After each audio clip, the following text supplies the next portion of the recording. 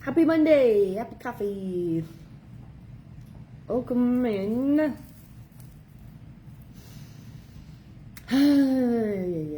I have gotten a request to look at betrayal. Similar.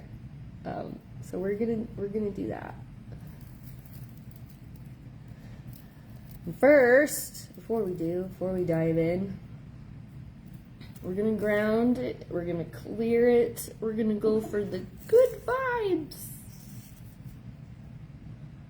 Because this is a fucking shitty topic to talk about.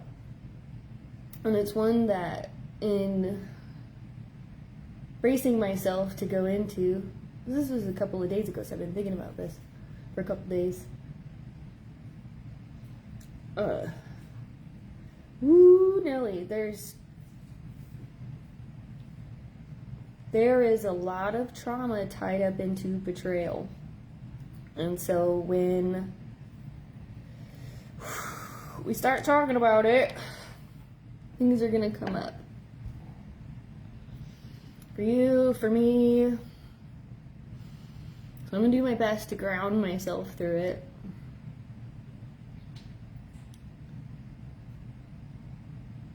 Not to say to keep my own shit out of it, but there's experiences that I've had that I think are conducive to this. I brought out some scrying, I brought out cards, I got books, all the things.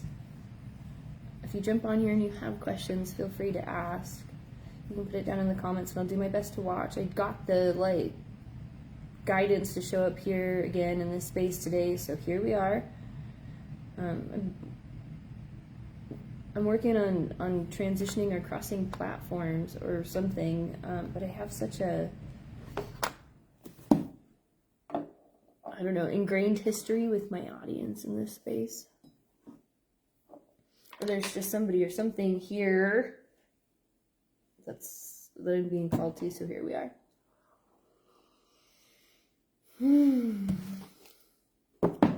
The dynamic laws of healing and Robin Wood is where we're going to start. In the realm of transformation and healing, laws of healing, dynamicism, fire is coming to mind. The first section I opened this to, I lost it. The transforming power of release is what I just got to. How they healed their spouses is also here. I love you, but I release you to complete freedom and complete health in whatever way is best.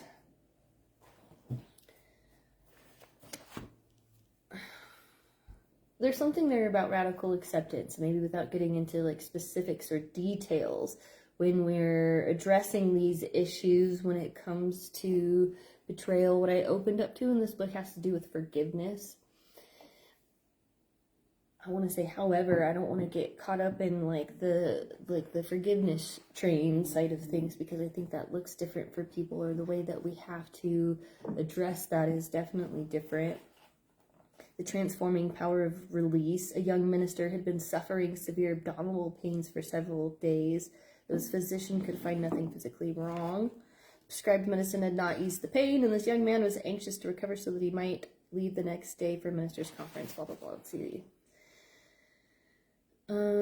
He related this predicament to a friend who realized there might be an emotional predicament to the pain. Most things are psychosomatic, I think, where if we're feeling pain or angst or anxiety, or there's something as above so below, there's a somatic component to the psycho component. The body and the mind are intertwined, right?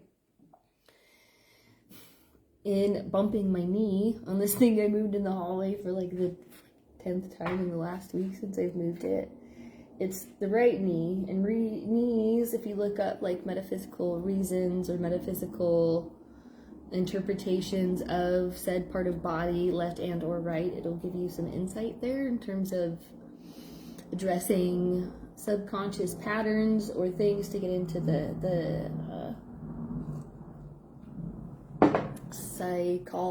psychological part of things. I'm looking down, this thing's gonna turn into a whopping bruise too.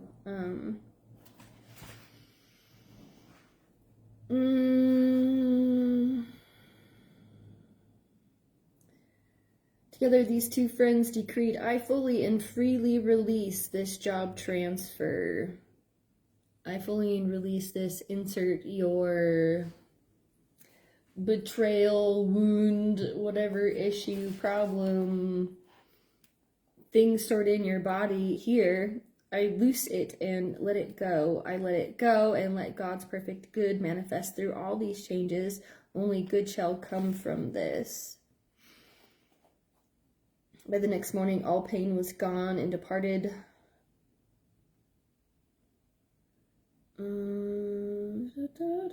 Let's see. This next section goes into healed of leukemia through release. In the case of more serious diagnoses, the healing power of release can prove equally effective. And they're getting into release and forgiveness and the psychosomatic side of things. We're talking a lot about neurolinguistic programming and how we're framing things in the brain and how we're talking to ourselves. Words creating these coding patterns. These come through interpretations of how people do things, right? So, if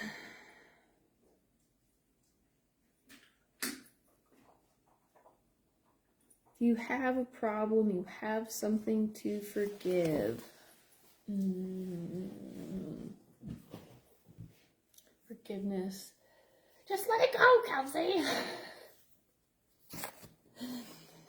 But we're alchemizing and we're transforming, and in some weird paradoxical way, when you let go of an idea or a concept, you're talking about reframing and reprogramming something, which means encoding something and adding something new to the mix, into the to the pattern, into the structure.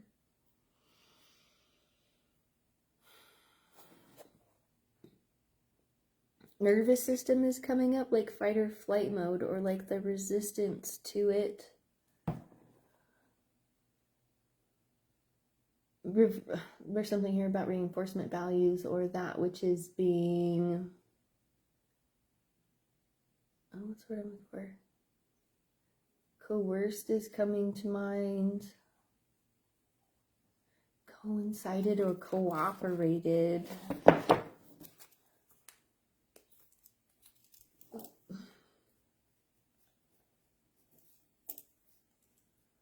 Cooperating, but this is a matter of systems thinking.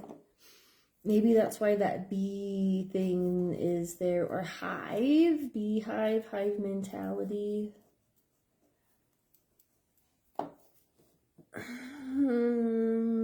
All the buzz, things creating a buzz, or systems of buzz. Yo.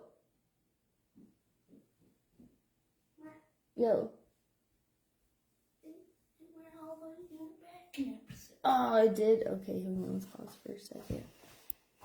Is it? When the same problem recurs. It's not my problem. I have nothing to forgive. If you have a problem, you have something to forgive. Anyone who experiences pain has a need to forgive. Anyone who finds himself in unpleasant circumstances has a need to forgive. Anyone who finds himself in debt has a need to forgive. Where there is suffering, unhappiness, lack, confusion, or misery of any sort, there is a need to forgive. There's an old proverb. He who cannot forgive others breaks the bridge over which he himself must pass one day. I was talking about bridges this morning in my meeting in regards to systems thinking and development. And one of the questions I had there had a lot to do with confidence. Something about receiving, or if we break down the word forgive, right? There's for and there is giving, or something is given to ahead of time. I don't know, there's like a forbearance or something to here, like a lien or leniency. in the realm of like things where systems are never created or destroyed and you can like ease into things or lean into something. I think it was an aunt of mine who had told me one time, again, bugs, ant, systems thinking, although it's an aunt. She had mentioned something in regards to debt where it was like, well, they can't throw you in jail for being in debt. So like, just because you don't have something or a specific resource or like whatever, it's not just necessarily about money, but they can't like punish you necessarily to like the full extent. Like, we don't live in that sort of a world. Maybe in some places or in some systems there, but like totality or wholeness, when your good is delayed, that is the time to forgive, like giving something ahead of time.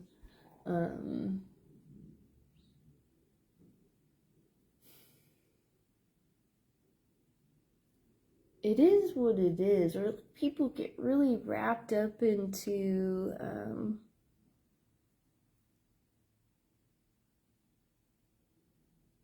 control dynamics. Maybe we'll look at something about control dynamics, or like why people feel the need to harm in the first place. Make fun your medicine. Gratitude heals resentment.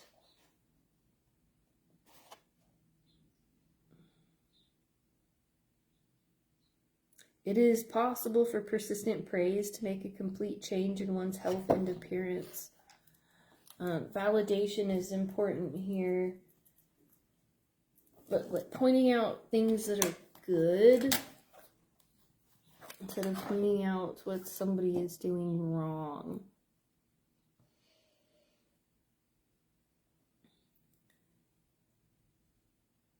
There's two different stories kind of competing for my attention right now. One of them is this picture of holding on to something old. I'm not holding on to, but it's like betrayal trauma or like a past relationship or past relationships. And like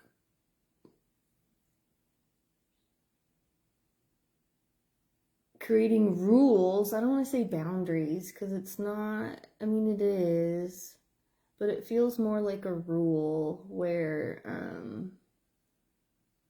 in terms of pattern recognition, where if this is this, then this is always this, where A plus B is C. C changes and the function of B is different. So the consequences are gonna, so there's some like an antecedent. This is basic behaviorism. B is behavior, and the function of the behavior is going to be different. And this is where people make assumptions in these patterns, and where I would say betrayal trauma lives. So there's something about unbraiding or undoing the hardwiring within the nervous system that leads to these connections where it's like exposure therapy. You have to expose yourself. Like this, I'm thinking like snakes or spiders. Maybe like snakes. If you get bit by a rattlesnake, that's incredibly poisonous and toxic, right? Like that's something that's going to damage your nervous system and like bad. So the next time you see any sort of a snake, you'll have an adverse reaction to it and want to block or cut off or cut out anything that possibly resembles a snake, even if it's a rope or like a hose or a rattle even. there could be a sound dynamic or component to it as well. Maybe that's what that volume control thing is all about. However, if you're in your backyard or if you're walking on a hike and you see a garden snake, it's not venomous, right? It's not going to harm you. It could be very helpful. It could be eating the rodents that are undoing the systems or breaking down your walls and your boundaries kind of behind the scenes that you're not aware of. And so you don't want to like, there's no sense in being scared of said snake. You'd want to form a positive relationship with it and healthy boundaries. You know, it lives in the wall and goes over here, you know, and it stays out of my house. Sort of a thing, you know. But if I see it in the house, that's okay. I'm not going to freak out. I can gently pick it up and put it back outside. You know, or wonder, what about this and why? Instead of going into fear body. But there's this, like, betrayal, trauma.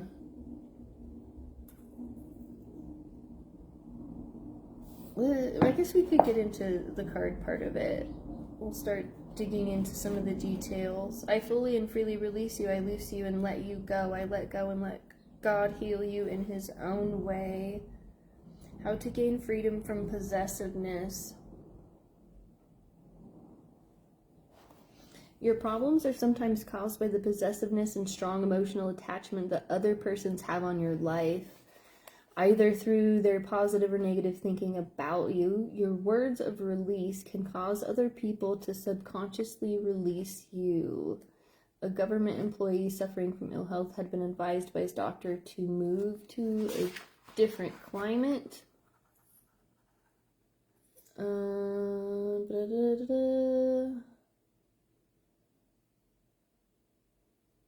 This is like a thing about relatives and relatives needing to let you go so you can move for a job or something, or health. As much as we would like you to remain here near us, you must do what is best for your health. We will do all we can to help you make this change. In a matter of days, the transfer had been approved and they quickly moved to the new job in the new climate.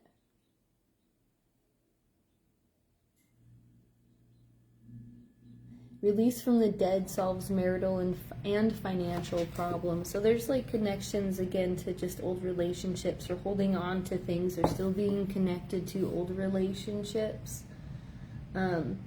Especially if they weren't healthy or beneficial. And I would aim to say if they've been terminated or if they've ended in some sort of way, that it's because it wasn't healthy and it needed to be released and needed to be cut off. But people have a tendency to hold on or maintain connections to these old relationships. And it creates these energetic cords, or it creates these neural frameworks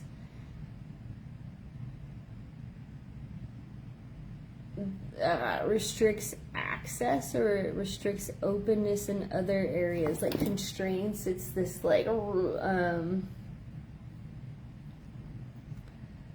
if you want somebody on this side of things to be more open or receptive,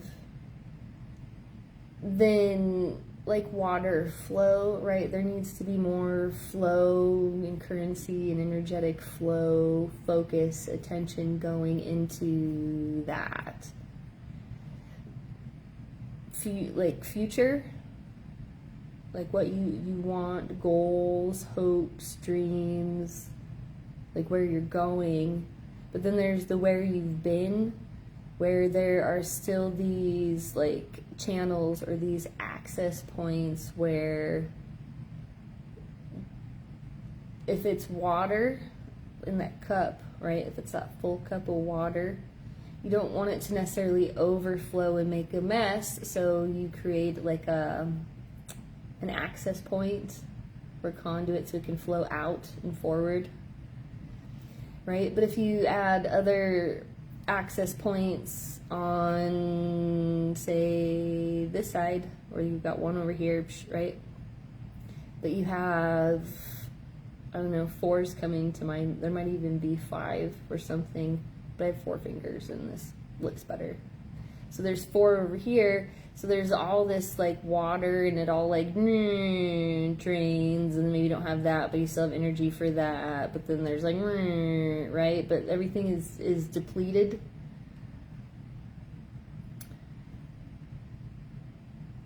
And if there's been betrayal, trauma, or that buzzy, if you want to say like, drama, rumors, gossip, he said, she said, or whatever that, I don't know. Well, there's like a really like sour, bitter taste in the back of my throat. That bitterness. I don't know, you just gotta like cut off things that have hurt you. Like if it's ended, then end it. Why hold on to these attachments, or why still give energy to these things that no longer serve you? Because it's taking the attention and the focus away from like where you really want to go.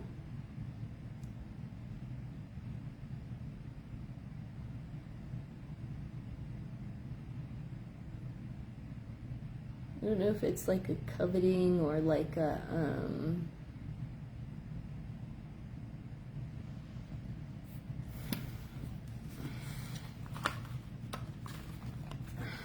how do I want to put this? Like, people always want to be nice, right? And they want to get along and have all the friends and be popular and be cool and be helpful and people please or stand out or get attention, receive attention, forgive, be forgiven, be given something. A lot of when it comes down to behavior, it just comes down to like getting attention, and attention maintained behavior. And something about that attention, and the attention that you get, whether it's positive attention or negative attention, somehow like validates your ego or sense of self. Because the attention you get from those people, or the attention you give to those people, somehow makes you feel good about yourself, but it distracts away from the work. Knight of Pentacles is there.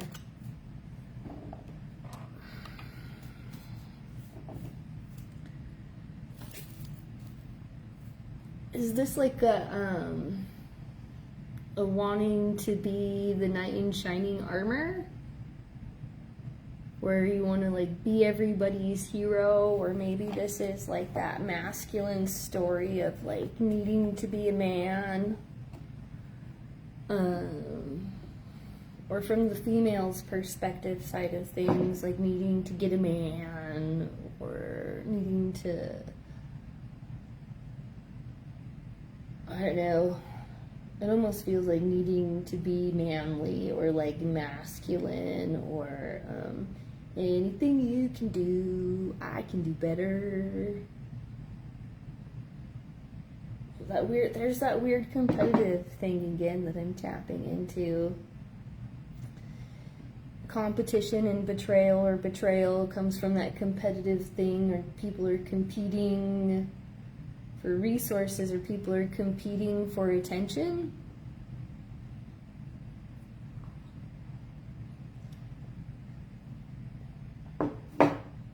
Your attention is one of the most valuable assets that you have, because the things that you give your attention to are the things that like hardwire your brain and ultimately affect, maybe not like just in that hardwiring of the brain, but in that vibrational essence affect the way that you relate to yourself consciously. My brain's going to DNA code, and how you can, through these dynamic laws of healing and through your belief systems or these like realms of consciousness, tap into and heal yourself from anything.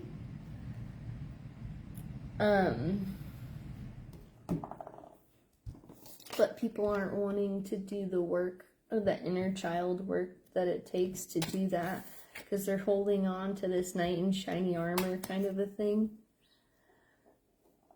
And it's come up before in readings or in these sessions where,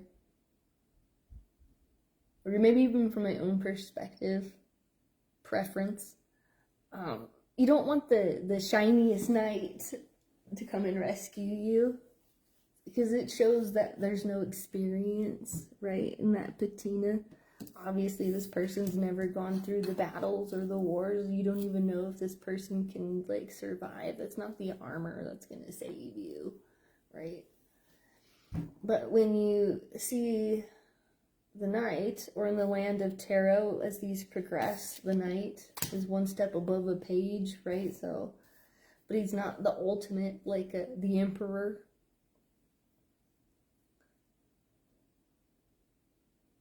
When that armor has been patinaed and has been beat up, and you can see the battle scars, you can see that this person has survived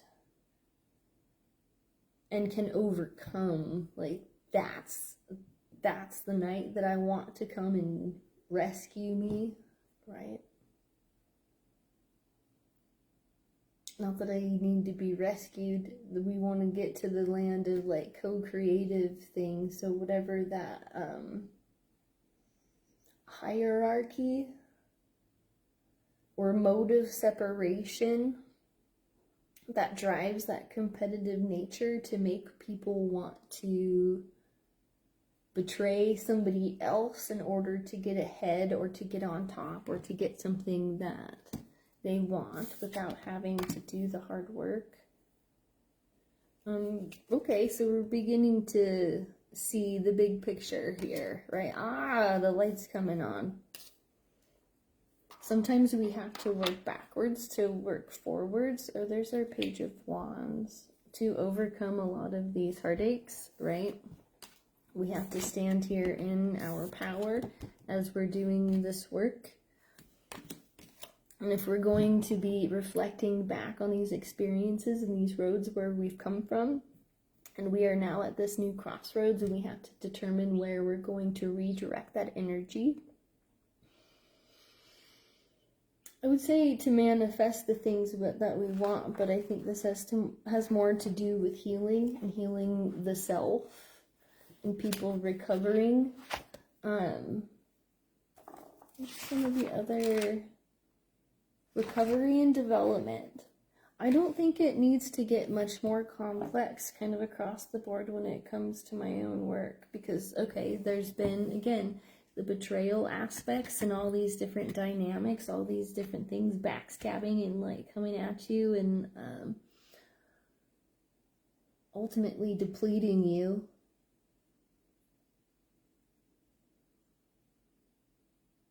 But for whatever reasons, you're letting them back in.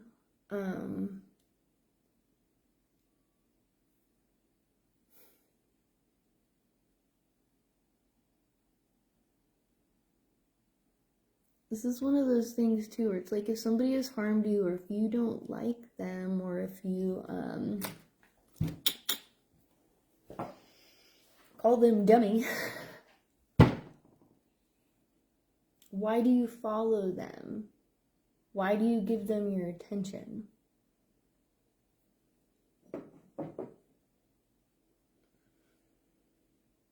There are two motivating factors which drive behavior, or which motivate behavior. Two motivating factors, right, that drive behavior. Food and sex. So although you want to make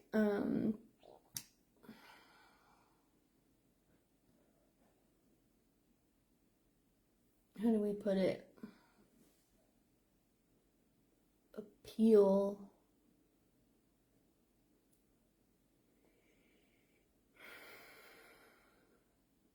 Consider what feeds your soul.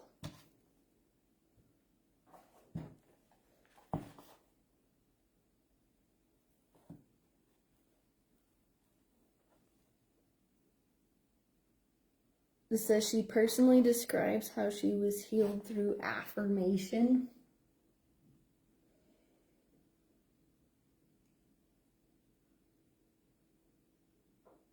I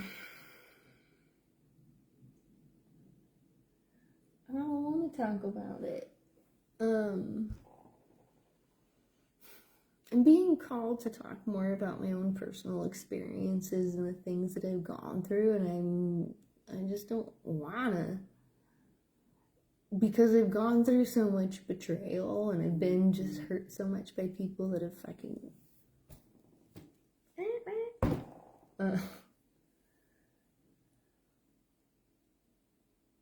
but I'm just exhausted.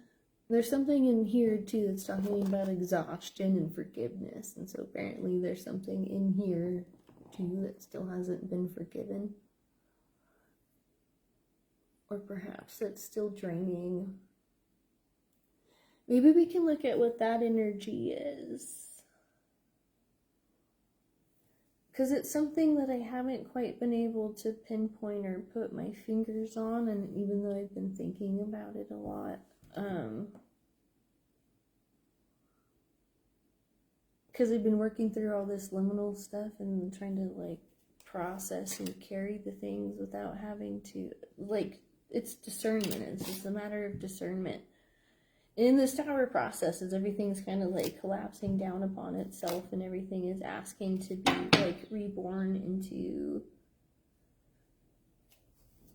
this healed self, right?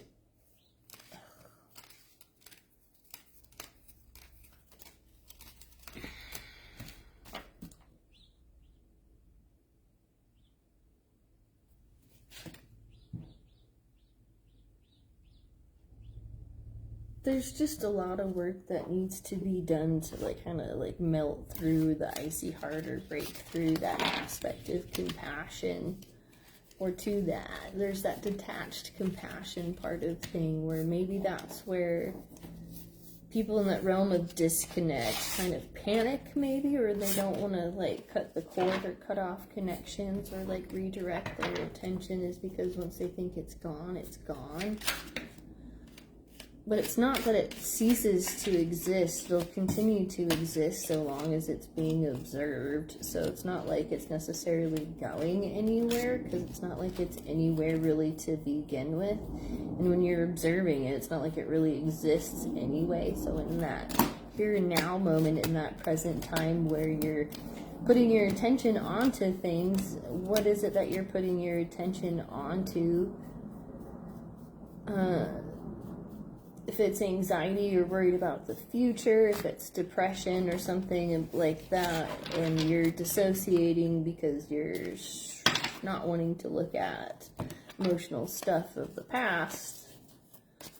And there's that. I'm going to get into this to a different deck here for a second. This one is like, okay, yeah.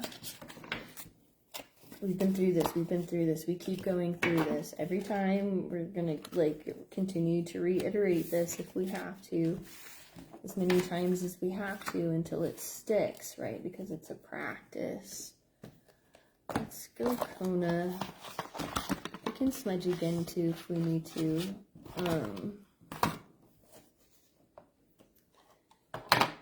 Again, what's the function?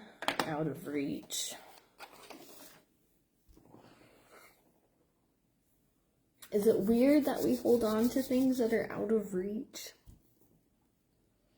I'm thinking too of like quantum entanglement in the land of like Cuppish and quantum entanglements.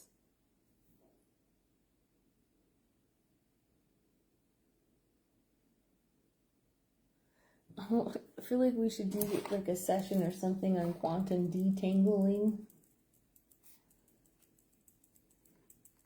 I just gotta figure out what kind of platform to put this on so that it's just like readily accessible. Nature connection. Self-portrait. Been doing lots of self-portraits lately. Reflection reaction. This is like take a really good hard look at yourself.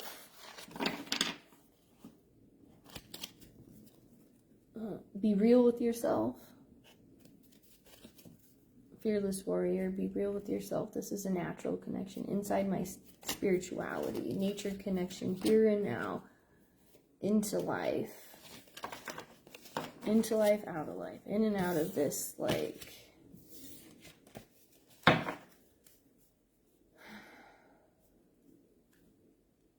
reflection reaction. Let's see what the book says. Because there's this component of being able to witness something as it's happening.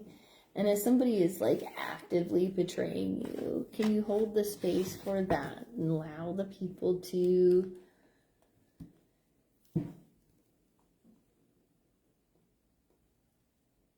I would say go through their own lessons or face their own lessons, but like give people the opportunity to heal themselves. They have to meet a contingency or some sort of connection to it. A very short, fairly interesting, and reasonably cheap book about studying leadership. Did this in my master's. This is co-leadership.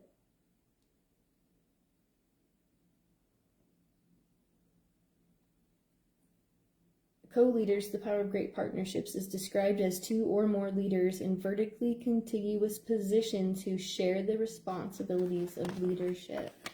Vertically contiguous.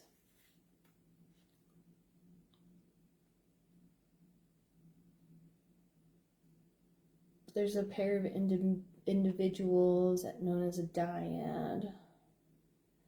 Again, some of the best leaders make the best followers.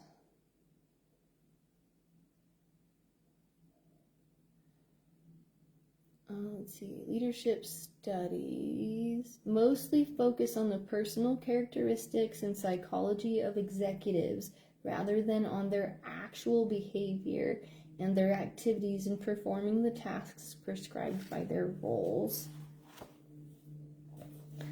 That might be addressing or speaking to some of the unconscious things. We'll talk about the nature side of the subconscious and the unconscious and what we're unaware of, where that takes up 85 to 95% of what's going on, right, within our system at all times. It's just things that we're not aware of.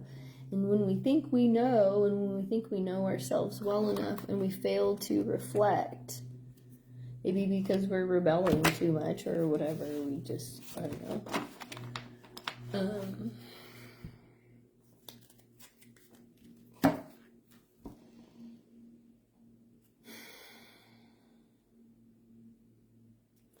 There's something here about slowing down and recognizing where there is no threat, or not making something a threat where it doesn't need to be. I pulled out Rebel and it's here, so I'm just going to say it. The Rebel represents an energy that comes from within and is unapologetically authentic. Don't be afraid to use the Rebel energy to create new situations. This takes getting into higher vibrations in consciousness. Be original. The information comes from within, not from your external environment. Take from your own ideas and thoughts. This is like recapitulating a situation. So if you're perceiving or interpreting a threat or betrayal to be occurring in the moment, like stop and check yourself. Wreck yourself. And re-encode or reword this process. Left, right. Binaural applications are coming to mind, or bilateral stimulation is coming to mind. Let's find reflection reaction. Right here. Each of us has, I'll show you both. Each of us has our own walls and masks to protect ourselves from the things we fear in the world. Try to peel back these layers to present your true self to the world, your true reflection. It is your real reflection that yields a pure and positive reaction. Don't try to be something you are not or reflect the person you are meeting. Influence the reaction you get in the world by bringing yourself into every situation.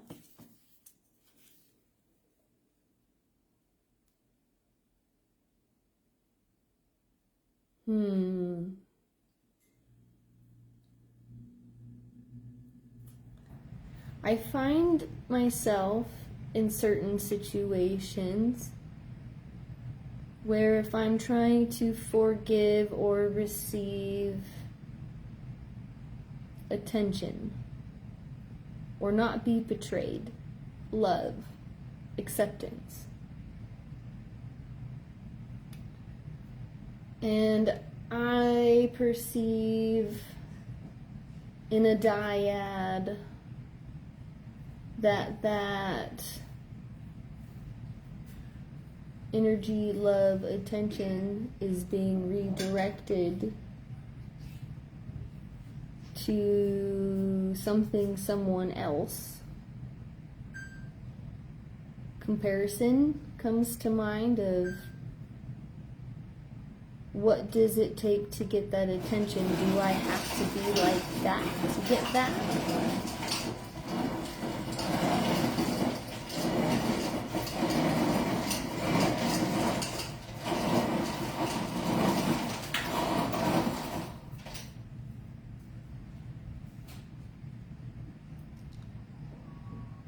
Crunch through that for a minute.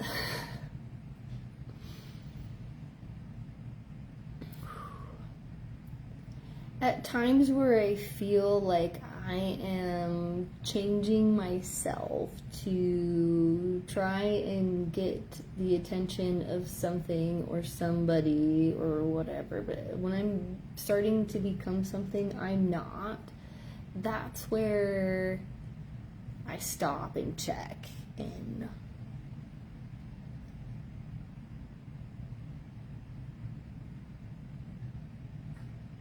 and then have to ask the question, I guess, of let's see,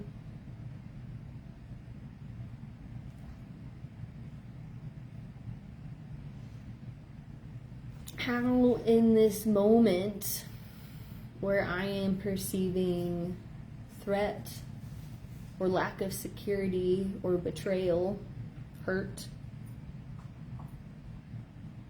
disconnect,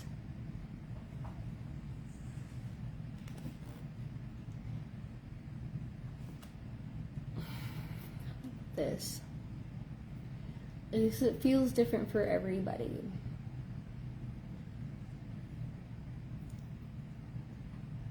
But the precedence is the same.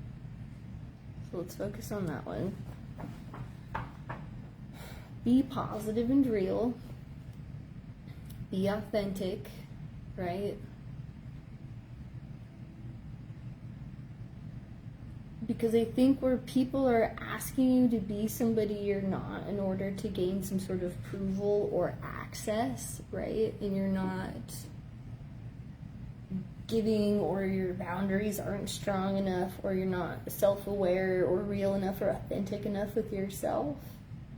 And that energy discharge is, say, dislocated. That's what that betrayal feels like. It's like a dislocation of action potential, energy,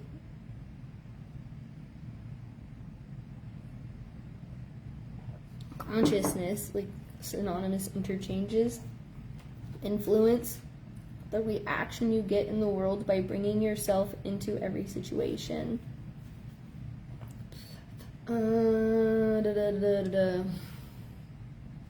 In social situations, the sheeple like things to be very predictable. So there's that nice thing again where people expect you to show up in a certain way. Oh, look, a hummingbird.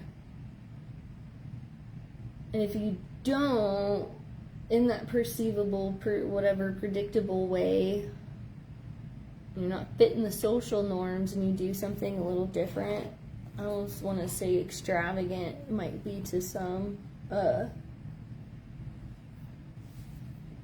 People don't often have the tools or the skill sets to know how to navigate those interchanges. It's innovative and creative behavior development. Nature connection keeps popping up. So if you just popped on, this connection to nature is really important. Owls keep popping up too. Shaman friend gave me one of these recently, and it still does kind of remind me almost of an owl pellet, because I've been seeing a lot of owls lately. It's like an incense fusion. Elephants keep showing up too, but there's this. Oh, even in class too, there's an adaptability component. Another world soul. In these liminal spaces, in these liminal realms, and working through this and being in that adaptability, whoever just popped up into here, into life, there it is again. Let's look at, because that's the third time that's come up. But whoever, like, you just got here, you're going through a big shift or something, is like being reborn or rebirthed. The baby in the sky symbolizes potential. There are insights you need to glean and take action in order to reach this potential. I'm talking about action potentials, right? To be able to see, to recognize potential is a positive thing, but it's only the first step. It must be balanced and grounded in reality on earth. Action potentials being the energetic currency. I keep going to like brain neurons. This one almost too reminds me of those neural connections and that neuro-linguistic programming. So how you're coding and how you're talking to yourself is going to bring this into life. We have all collected life lessons and tools from our experiences. Know that these tools are not just cognitive abilities, but also spiritual knowledge. Cognitive dissonance might be related to the psychosomatic component. That's what we're talking about when we're talking about spirituality, perhaps. And the specific dynamic is the psychosomatic component, and that conscious understanding that emotions are energetic frequencies that get stored into different containers and different components within the body. And if we're not resolving something, say betrayal, trauma, or something, those access points or those densities will trigger action potentials, or just like energetic currencies that just like a pinball machine, things get thrown off. That inner web, the spider web, the oh, come on now, craniosacral therapy is coming to mind. But there's the fascial tissue, is that what it is? The fascial system, where like if one component is pulled or out of whack, and that like psychosomatic in the body, emotional storage point, like a spider web, if one component is pulled, the whole system is pulled out of whack, right? But if you release that tension point, the whole thing can snap back into shape. Spiders that can deconstruct their webs are also fascinating to me. Maybe that's something that we can recognize within this dynamic too, is we can reconstruct the fascial tissue by deconstructing the webbing. The webbing being made up of DNA strands or something, so it has to do with resolving, like almost like a vinegar resolve dissolution chemical reaction. Again, parasite cleansing is important. Connect this spiritual knowledge to your physical world. Bring it into your day-to-day to turn thoughts into action.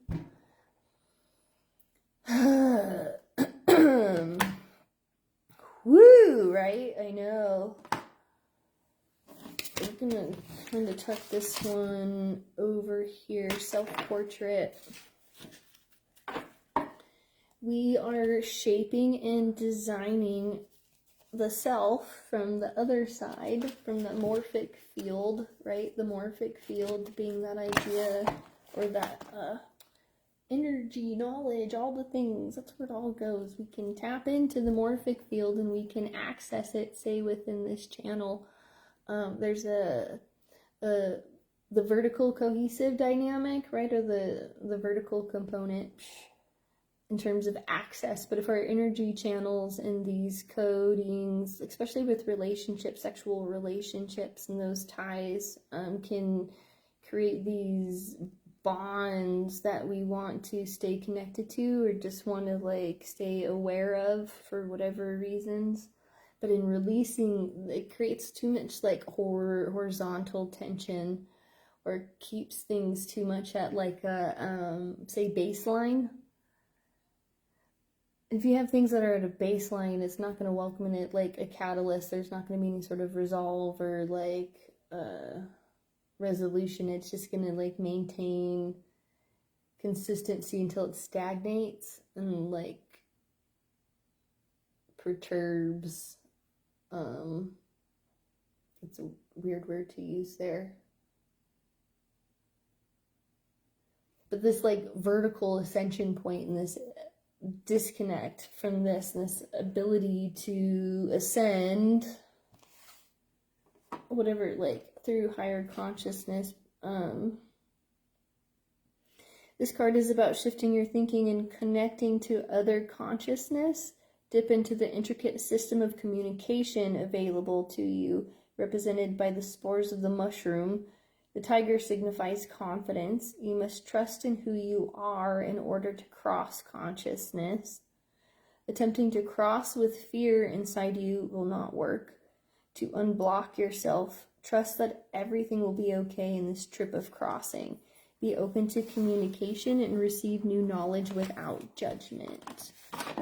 Is that good? Is this bad? Is this good? Is this bad? Let's just sit down and talk about it without having to make it be good or bad, or you should be, or you can't say this, or you have to look like, or like to just be.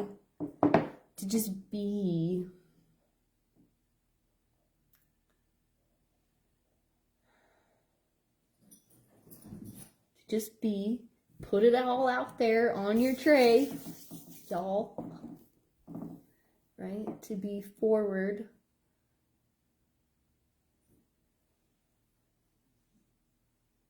People don't want to put it all out there, so to speak. They don't want to say what they're really doing, right? They want to present this facade so that they can have predictable emotional interactions from others.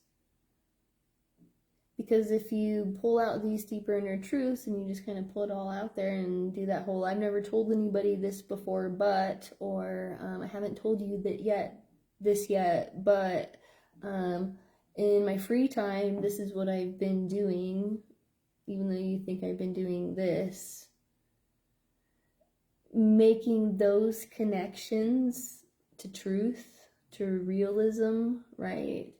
So that the other person can emotionally calibrate to what's really going on is very important. People want to withhold information because they're like afraid of hurting somebody's feelings. And typically they're withholding that information not because they're afraid of hurting somebody else's feelings, but they're afraid of taking accountability for their own shit because they know what they're doing somebody else isn't going to like and they want to be liked.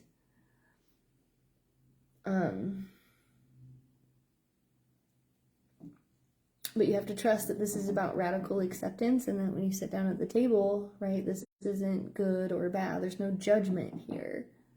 We can radically accept things as they are, but we have to know what's really going on in order to be able to make informed decisions. Because if we can't make these informed decisions and we don't really know what's going on and we're just kind of like, blah, blah, blah, following along in the dark and just doing what we're supposed to be doing, it makes me really uncomfortable. Many people are very comfortable living that way. Let's all hold hands and fucking walk through the dark and we the sheeple are gonna go tumble off the cliff together.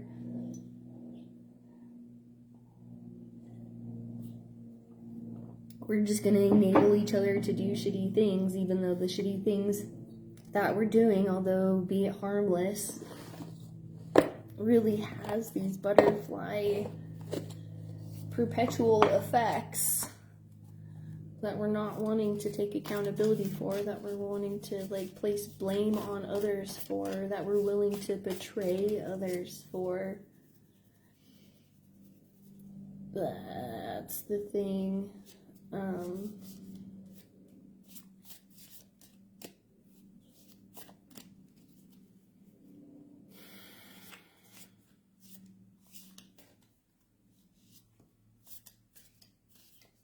You have to be willing to disconnect and let certain things go, because you can't just have your cake and eat it too. And when you can't just have your cake and eat it too, and can't just do whatever you want all the time,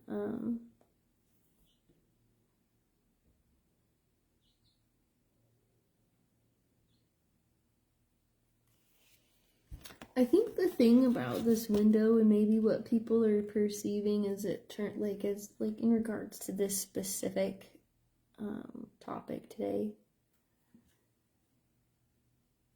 when it comes to people and say their brokenness or their own wounds or the things they haven't healed or illnesses or physical strains,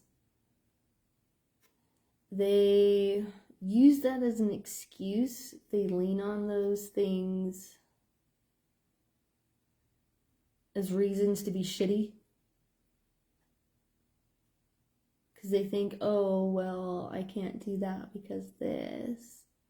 But they're not willing to adapt and to change certain behaviors, like minor, like little things that can have great impacts. Because they like still want to hold on to doing things the way like the cool kids are doing, or they just want like the approval, like everyone else is supporting it, everyone else is doing it, I want to do it too, but I want to be seen in front.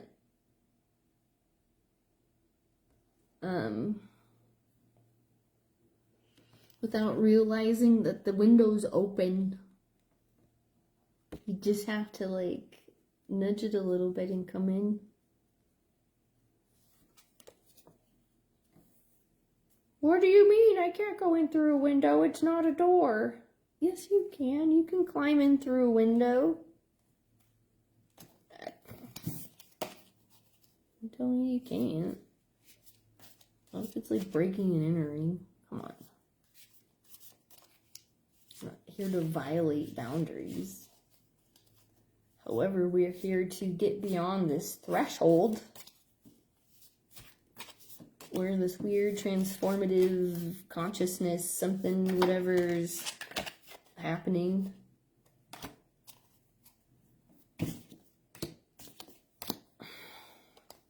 Why do you guys keep calling me here?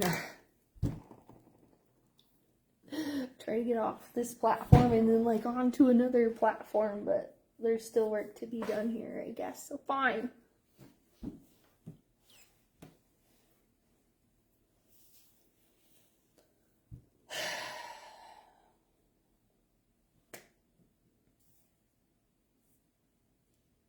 We talked about dyads, and there's the lovers, and then there's the Five of Pentacles, where there's like this aspect of justice or something, creating balance or imbalance. Maybe it's feeding that attention more so to one side than another. I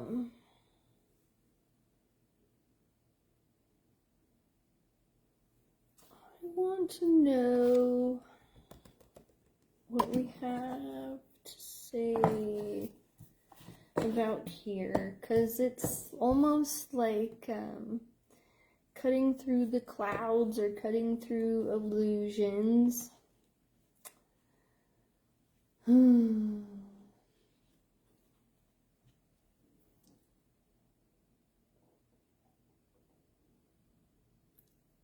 Out of the smoke and air into the water.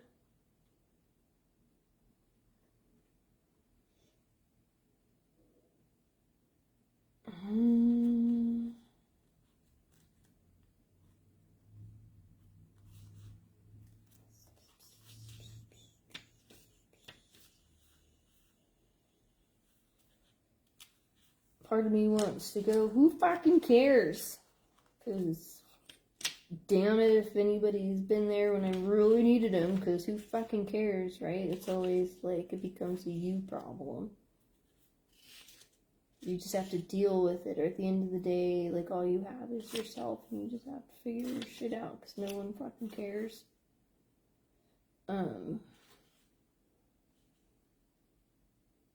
I feel like we should care, like, people should create safe space for, and, like, be able to hold space, to, like, that detached compassion. Like, there shouldn't be, I don't care, that's not detached compassion, that's apathy. It's like the opposite of love, right? Not hate. That apathy is. The complete disconnect is not detached compassion. Detachment without the compassion, well, it's just detachment. It's not whole, right? It's disconnect.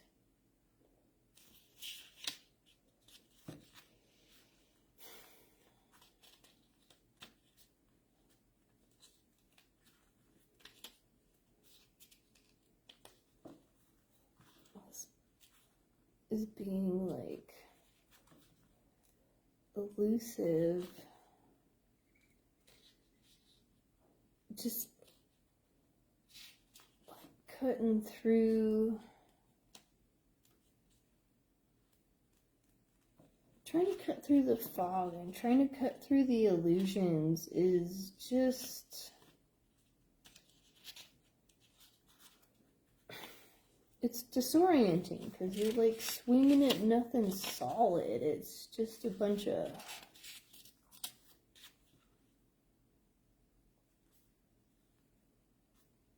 clever spy, intrigue, mystery, unobservant, slow, foggy brain, exhaustion. There's that exhaustion again.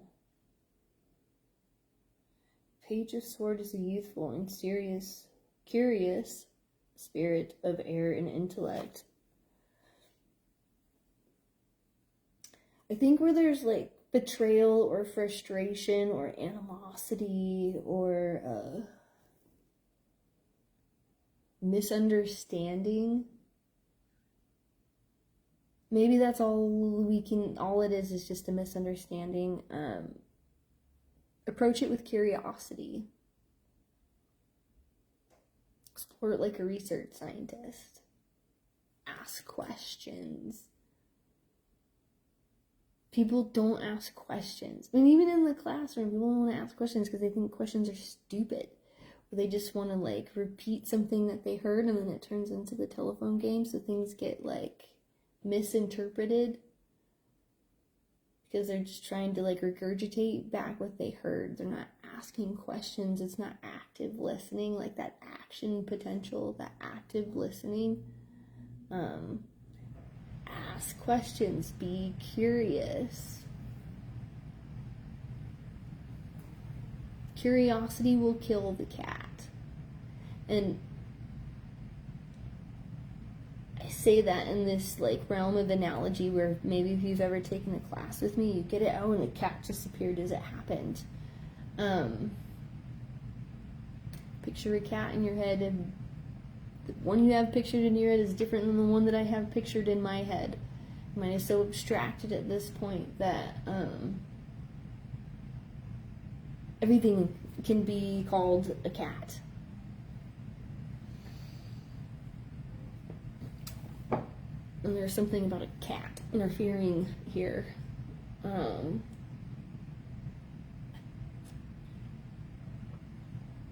I'm trying to create illusions and like blowing smoke up your ass or something like that.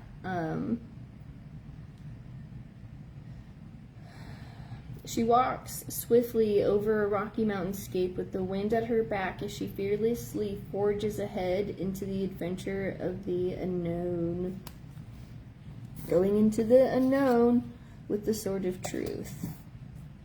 This Ace of Wands. This one shows up in my life purpose reading, and the recording terminates somewhere around this like Ace of Wands, the sword of truth. At the end of it all, this is what you're handed. after the death, right after it's been reborn, and we come out of this space where fucking have trudged through the hells, the fucking various layers of hell, and gone through them all, and have uncovered and recovered every single one, reborn again and reborn again to every single one to get back to like square one. And it's just been so much. There's a lot here. There's a lot of knowledge here, but you have to ask the questions. But people are afraid to ask the questions because they don't want to know the truth, or they don't want to know what I really think, you know? Because it's going to shift the belief systems and all the other things, and then create action potential, right? It's going to create movement. It's going to create feeling, right? People don't want to feel things. Strength, bigger energy, beginning. The decadence ruined the clouded joy. It's like something very decadent is clouding your judgment and interfering with your joy and your ability to feel joy, perhaps in some sort of a dyad. Like there's a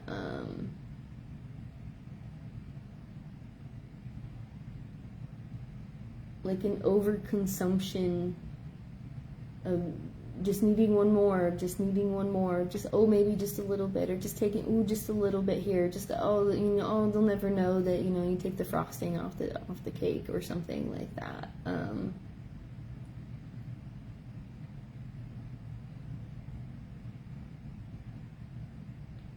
Which creates like a disharmony in the outer circuits, in the outer connections, and that outer flow. Because the internal dynamic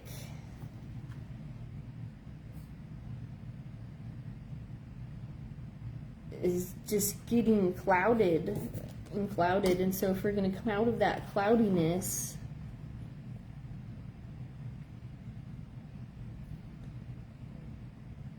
wands align with the element of fire. The intentions and the beliefs, right? That passion, that energy, that desire, all of that has to be in full-on alignment. And if there's anything like, right, in that ascension, in that purification, in that like clarity of channel, because when you're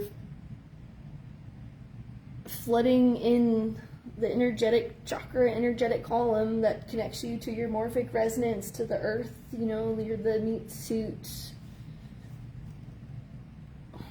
receptor, receiver in between, right?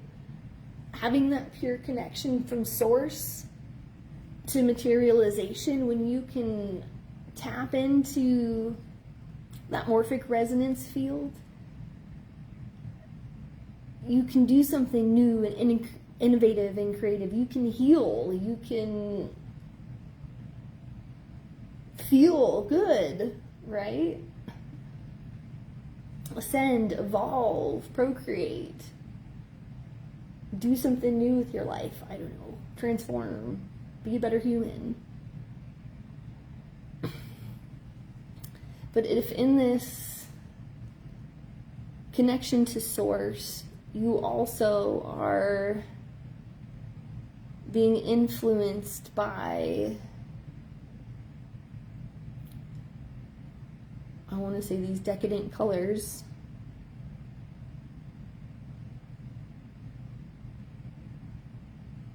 it creates clouded judgment. But people get so addicted to or connected to these where they have an inability to distinguish or discern a separation because it's so clouded they can't see the individual inputs, right? They've taken it all in and as if it's their own, like there's like a justification or something here, a justification in terms of where that attention is going.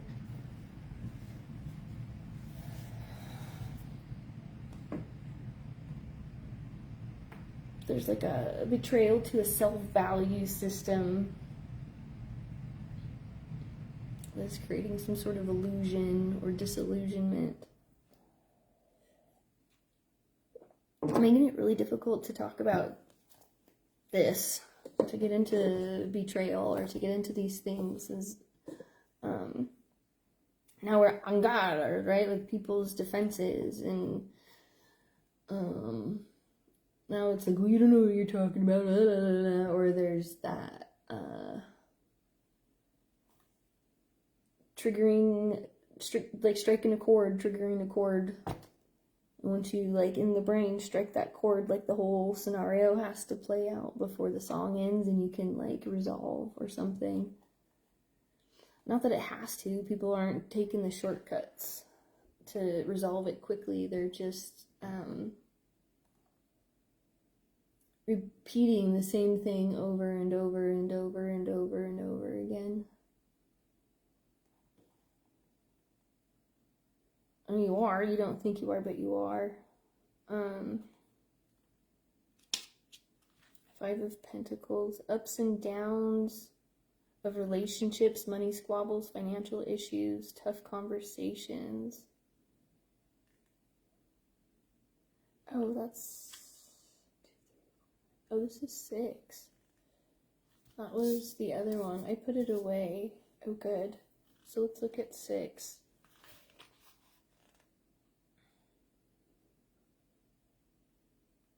So yes, we want to get through the stormy night. Okay, we want to come out of the clouds. We want to resolve this, and we want to gain clarity. That's why we're here. Okay. Welcome. It's a safe space. I will smudge it. I will clear it out because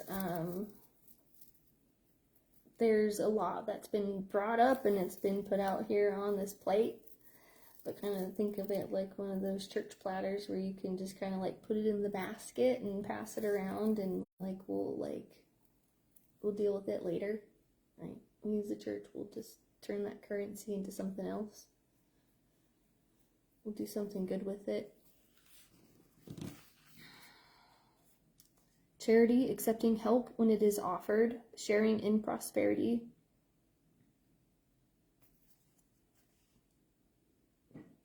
Keeping the spoils to yourself, and refusal to accept gifts. This is this card. The merchant offers charity in the form of coins. He measures what he doles out with a scale. One of the beggars holds a mysterious ticket in his cape, and perhaps he's not a beggar at all, but one in disguise. Ah. I've never noticed that about this card.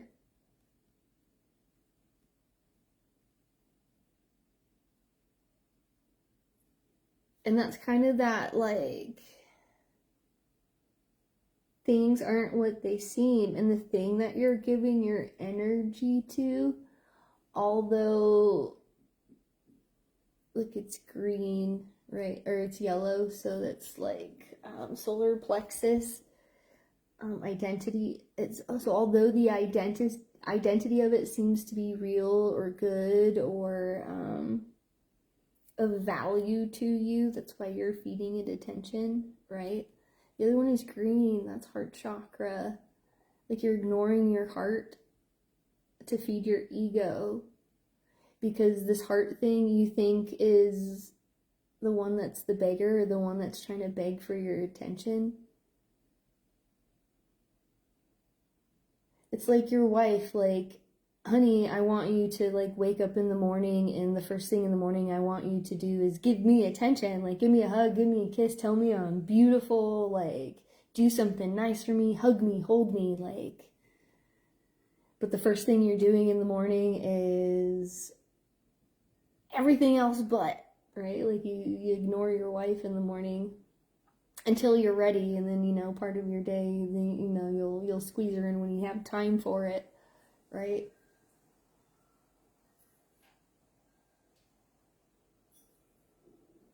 But along comes a spider, or along comes a snake, or, like, I don't know, if you give a mouse a cookie, they're gonna come and burn your whole house down, and then your wife is gonna be mad at you. You know what I'm saying? Where like,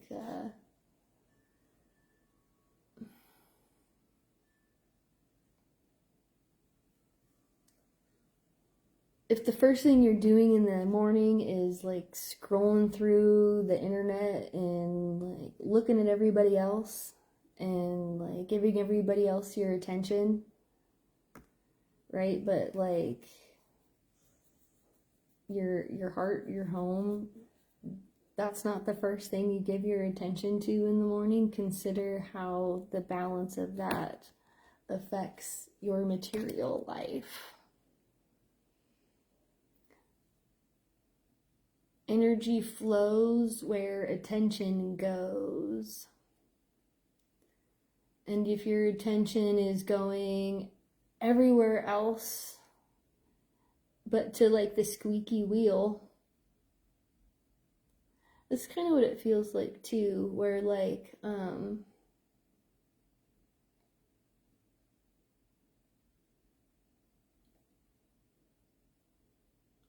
make it a door. There's a squeaky hinge or there's a squeaky door.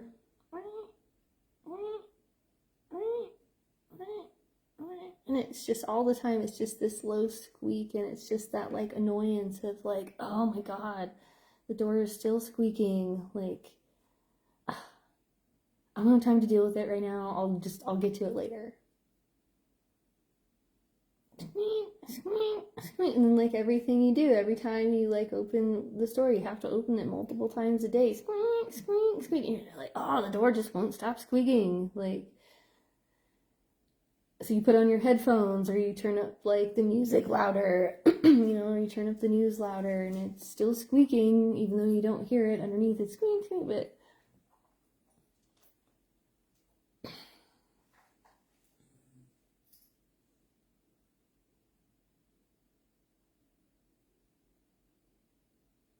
and then it's like you go everywhere else and something squeaks and you're like, oh, here, let me fix it.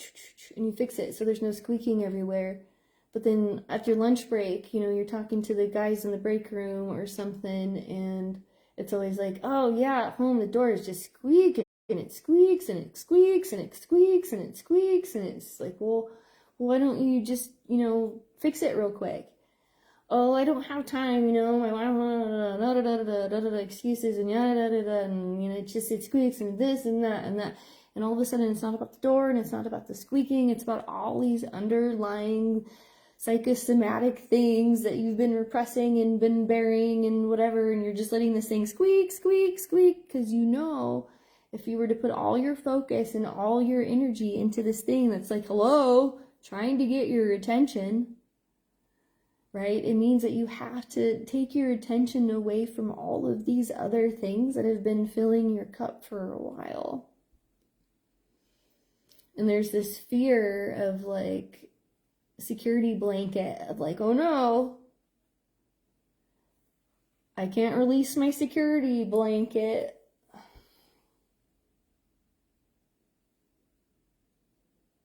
Maybe where I feel really heartless in it, when I was like 5 or 6 or something, I used to carry around my blankie. And somewhere I have the picture, you know, of me like with wet hair out of the bath in the morning and standing there in my underwear with scissors and this fucking blanket that I just cut up.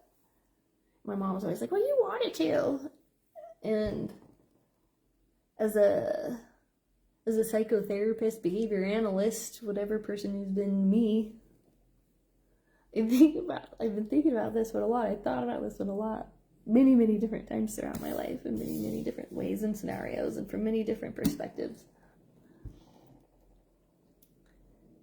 When you're forced to cut that security thing before you're ready, you learn really early on that you cannot rely on these external things to help you feel good. You have to learn how to feel good from within yourself. That one took me a really, really long time.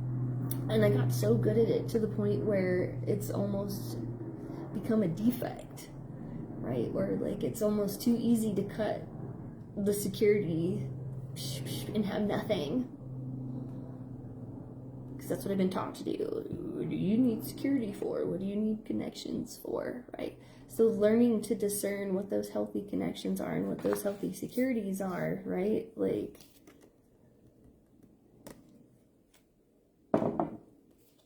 getting out of this mentality of needing like some sort of like third-party approval or something, and being able to be authentic and sovereign. I feel like people take that word maybe the wrong way, right? When it comes to making connections and finding security and developing security and being secure, right? And being a place of security for others.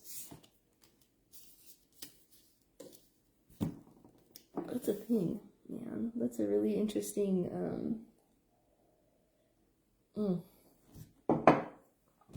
right? Is that the challenge? Is that where, here comes everybody? Revolution doesn't happen when society adopts new technology. It happens when society adopts new behaviors.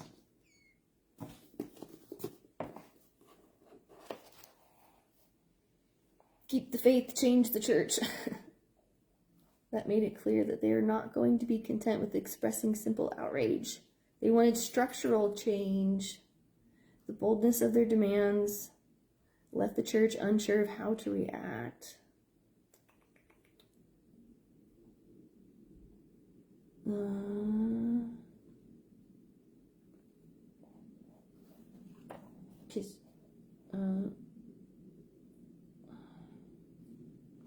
And now we have to unlearn that lesson because it is less true with each passing year. Life teaches us that motivations other than getting paid aren't enough to add up to serious work. Money is one of those weird things, like when I'm talking about things that motivate behavior, money becomes part of a token economy. So it represents that third body element, right? The token economy, where the token itself, although it's arbitrary, money, right, currency, it can represent many other things. It can be used to gain access to many other things. So money, currency, that token and that token economy becomes so effective because money can, as a motivator, right, when we're talking about coercion or betrayal, it's amazing what mean things people will do to hurt you if somebody just gives them money because they're hungry or something, you know, the incentives to betray somebody. But that token economy can represent access to both food and sex, right?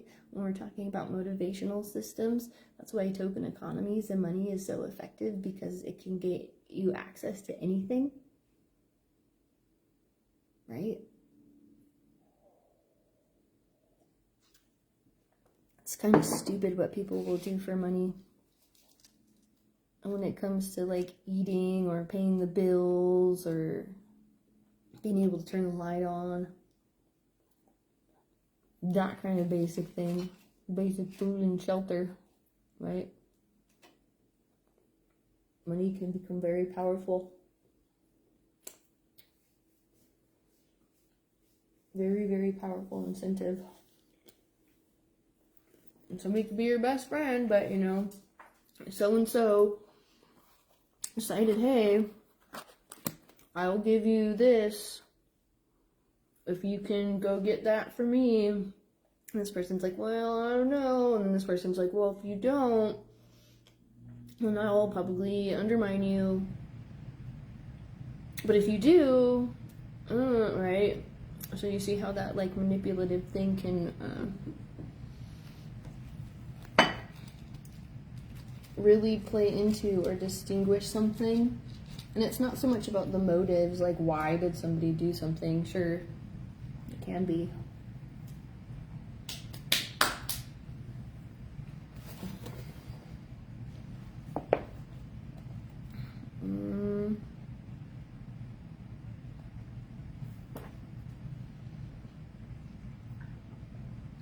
I don't know if this is the one to look at.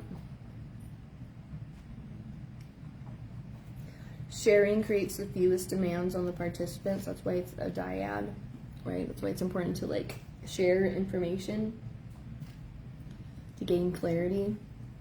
But if you're not being fully open, honest, and authentic, and like sharing the right kind of information.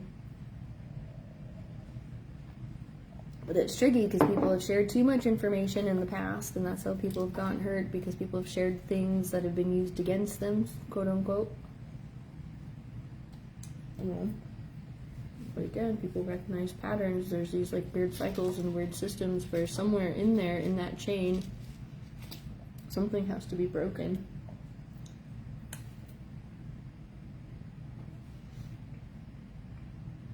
The collapse of transaction costs makes it easier for people to get together. So much easier, in fact, that it is changing the world. The lowering of these costs is the driving force underneath the current revolution and the common element to everything in the book.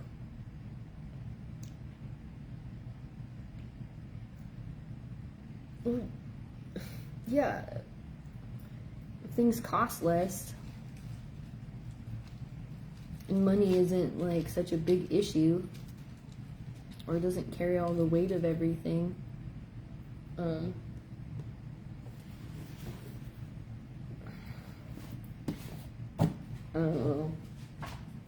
I'm annoying.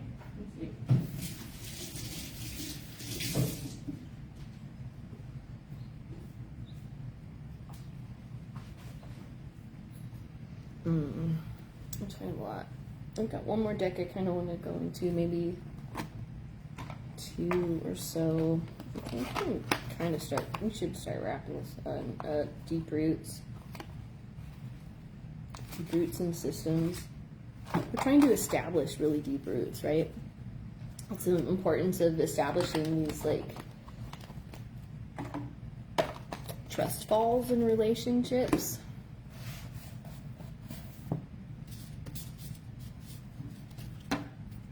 It's really easy to interact with people and get along with people when everything's good and happy and there's smiles and everything is like, okay.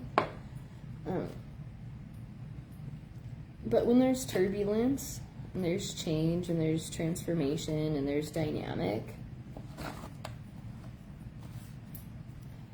and people aren't as predictable, and say they're emotional, and you're being asked or presented an opportunity to confront things that are uncomfortable,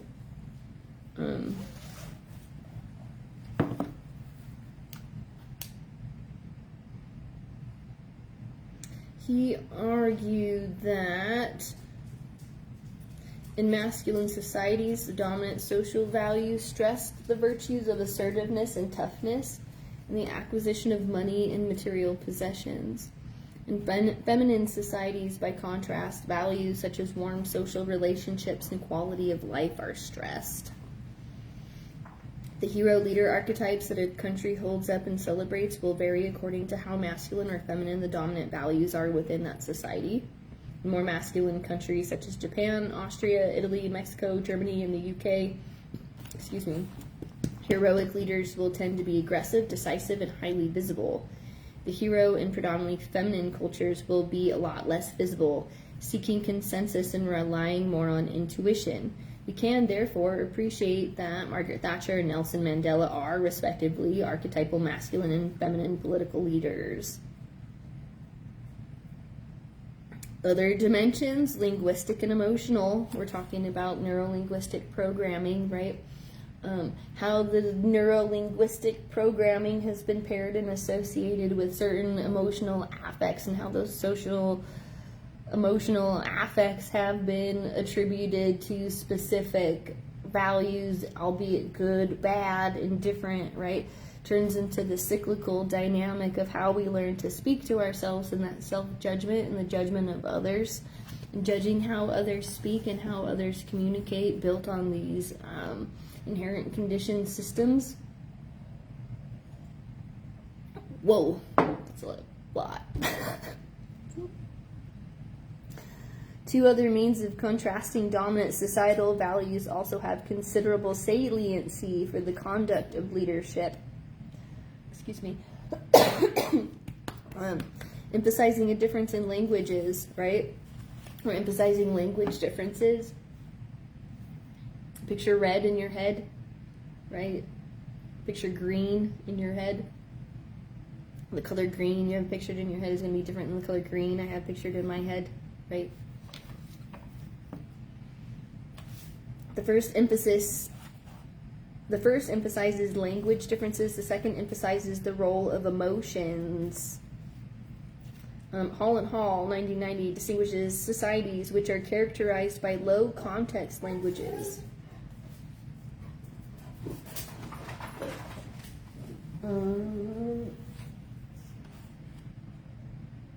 Let's see. Low context.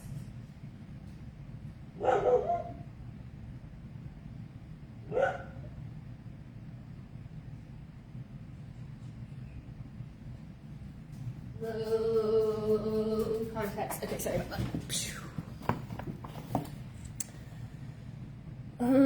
Low context languages such as Anglo-Saxon and the German and Scandinavian societies which emphasize the need to be direct, clear, and explicit in communication.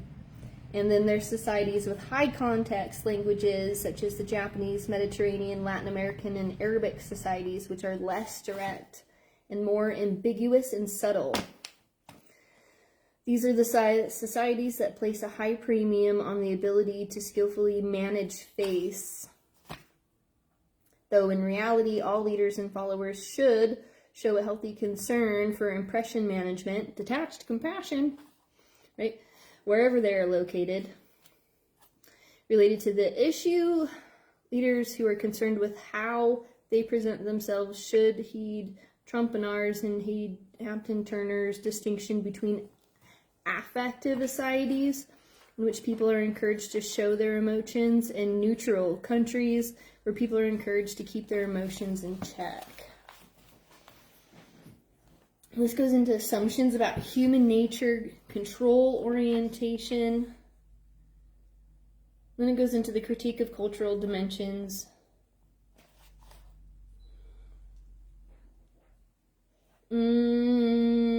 Very vaguely, assumptions about human nature ties back into the function of a behavior, right?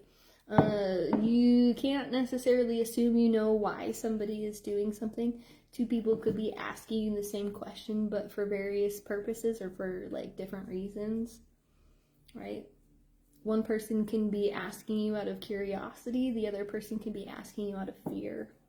But learning to distinguish the function of another person's behaviors while also understanding the function of your own, right? And then balancing that emotional affect with that detached compassion, I guess, is what we're going into.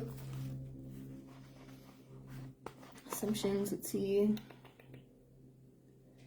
The existence of a fifth dimension of culture, which incorporated the distinctive philosophy of Eastern Asia. This dimension, which was originally labeled Confucian dynamism,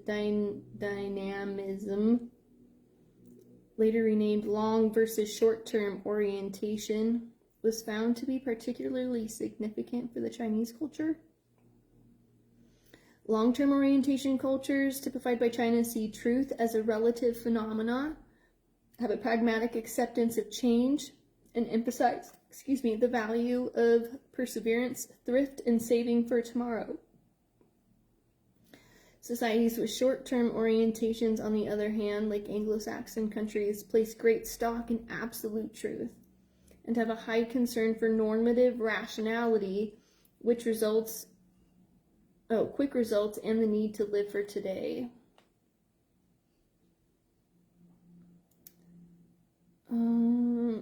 Another persistent means by which cultures are contrasted by leadership is to look at how societies view their relationship with the outside world.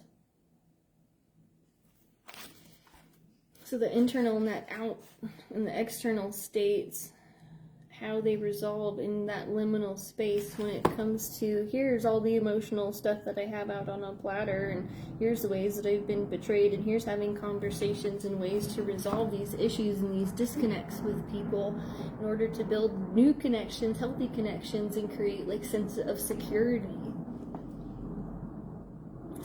in groups. There's like self-security, like I feel pretty gosh darn secure like within myself, as an individual. It's when the dynamism, right, or those dyads that turn into larger groups outside of, that's where things start to get complicated. I'm so spongy. So discerning like what my emotion is versus somebody else's emotion has been my greatest challenge throughout life. And so in one-to-one, do a pretty good job of like, okay, my emotion, your emotion. I'm much better at like the one-to-one personal kind of connection things, relating individually. But as a group and relating to a group, or like getting into groupthink, or like belonging to, or like identifying with a specific group, that's always been a big challenge. I'm so spongy, right? And all these different individuals have all of their different colors, and they like flood in that channel and they cloud it all up. And if I'm not, regularly clearing out my channel and discerning what's mine versus somebody else's, that's what this space is for me. Right? This is discerning my energy and your energy and finding a way to filter and clarify so that the access, right? This is it's truth, and it's helpful, and it's healing.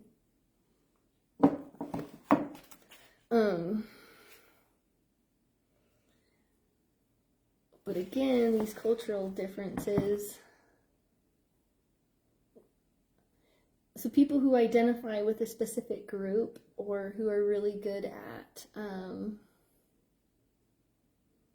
connecting to groups, maybe have a more difficult time with the one-on-one. They might be okay like in their own alone space to a certain degree, right? But in that like one-to-one dynamic, where that groupthink mentality isn't there, or there aren't other distractions and other things to lean on in terms of like where you put your attention, and that like one-to-one is calling direct attention and direct focus to something, like that can be really uncomfortable for some people. Because in a space like this, it requires you to become dense and whole and solid and secure. And when there's a lack of security because there's been betrayal, or groups just don't have the stability to hold the differences securely,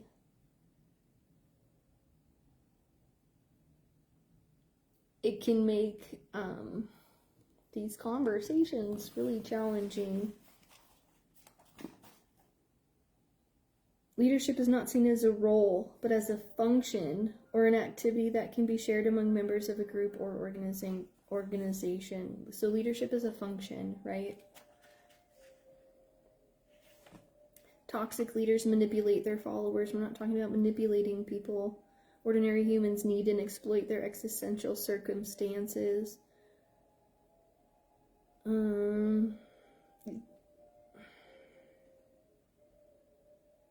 That's why it's important to know thyself and to be aware of your subtle body enough to discern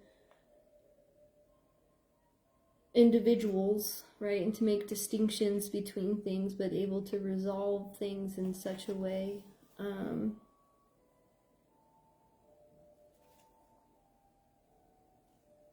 Maybe we can get into some more of that. Let's grab one more to wrap up this whole thought thing, and then I'm gonna carry on with my day. I have a lot to do ish. I do have a lot to do.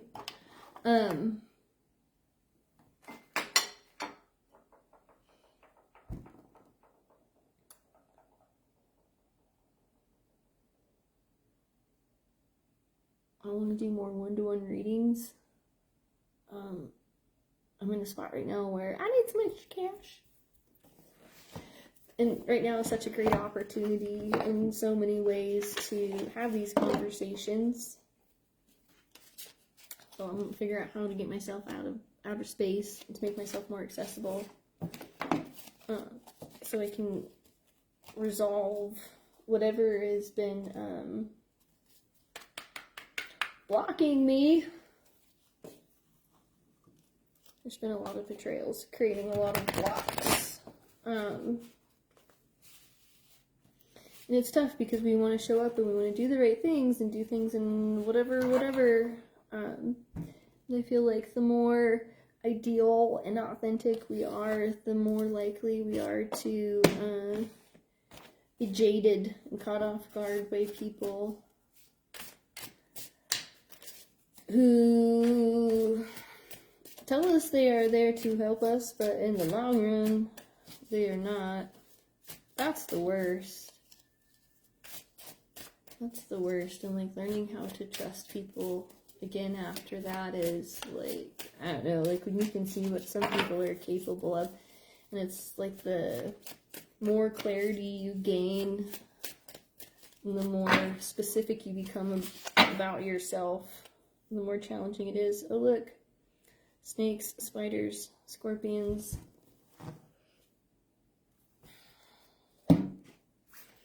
Discerning the poisonous, the venomous from the helpful. 7 of water, 5, 7.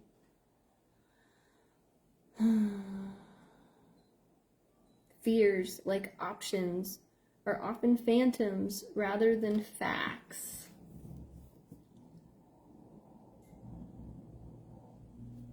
Okay, comes out of classical conditioning, right?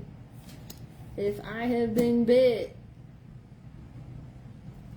I'm not gonna go close to anything like that. That's where, like, if I've been bit by a rattlesnake, seeing a hose unexpectedly might spook me. Ah! And I might think it's a snake. Ah! And jump, because I've been conditioned, right? But it's not. If you see it in others, mirror it back and ask yourself, what am I also? Let's do a couple of these and we'll wrap it up. Pull your thought in. Velocity of water showed up for us last time too, right? I love this cup. This makes me feel really good about my pony. Velocity, movement, ardent emotion, pursuing poetry, the raw edge of love's throne pushes past all propriety, chasing arrow, detached compassion, right? Learning how to have detached compassion, because you're going to be presented with these fears, okay? If you're going to overcome your fears and get over, like, past relationships, compassion.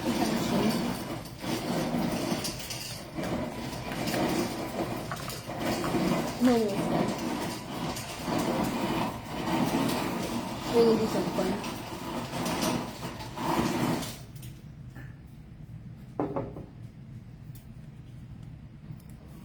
School's been canceled again because of fires. And taking the opportunity to meditate on fire and transformation and things, making big changes, and now being a time and an opportunity. Look at got all the things that no longer serve you, right? All those, like, I don't know. How many people that you used to have relationships with do you still talk to? Like, why are you trying to keep track of all of these things that are no longer connected to you? Nightmares? The monster beneath the bed has disappeared by observation. Fight your fear and look out. That's that exposure therapy too. If I see something that bothers me, I'm going to address it and I'm going to talk about it. Hey, I saw this. Why? That doesn't always work out very well in my favor. But I've learned to be like that because I used to have a lot of nightmares. A lot. like night terrors and just these horrible things, and it's resolved by learning how to look at it and encode them, like through dream interpretations and dream dictionaries. And what I've learned through a lot of like dream interpretation type things is things are often not what they seem. A lot of things are dreams of opposites. And in these really scary dreams where we can pick apart the different symbols and understand why it's there, we can resolve the things that are suppressed and pushed down into the somatic body. Because if energy, like in the head, through the neurons, through the psyche, through awareness and logic and intellect, right? If it's too much, or if it's something that hurts or is traumatic, we'll take it out of the psyche and push it into the soma, into the body, and put it into the body for the body to resolve. But oftentimes things just get buried and they get shoved down into the body. Because when they resolve in the body, right, it looks like emotion. Emotion is energy, energetic currency. Curiosity of water. That's why it's important to be curious about the emotional side of things. I love this deck so much.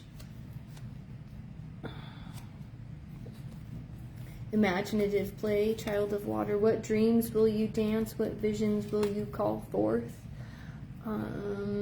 Active listening, active dream control, you working through the subconscious programs in order to resolve things.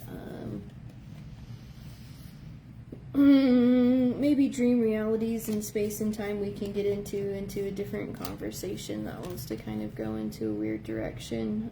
8 of fire. Let's look at that one, because again, there's a lot of things that are kind of running amok.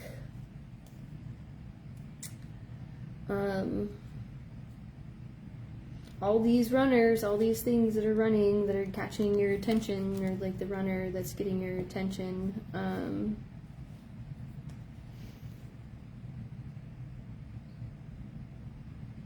Or that's like trying to distract you or something as well. What is that one?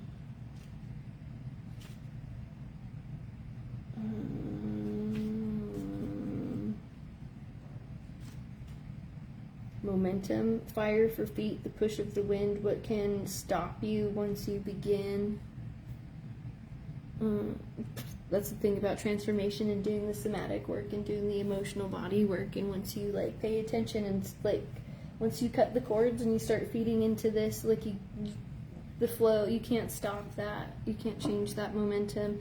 Maybe that's why people are wanting to look back at these different relationships or maintain these different connections, because again, it's predictable. It's going to create stagnancy though. I mean, you're going to stagnate there and you're not going to be happy in the long run. But for whatever reason, like you keep looking back to this. It's so argumentative. That's why it's not going to work. It's like two suns trying to outshine each other.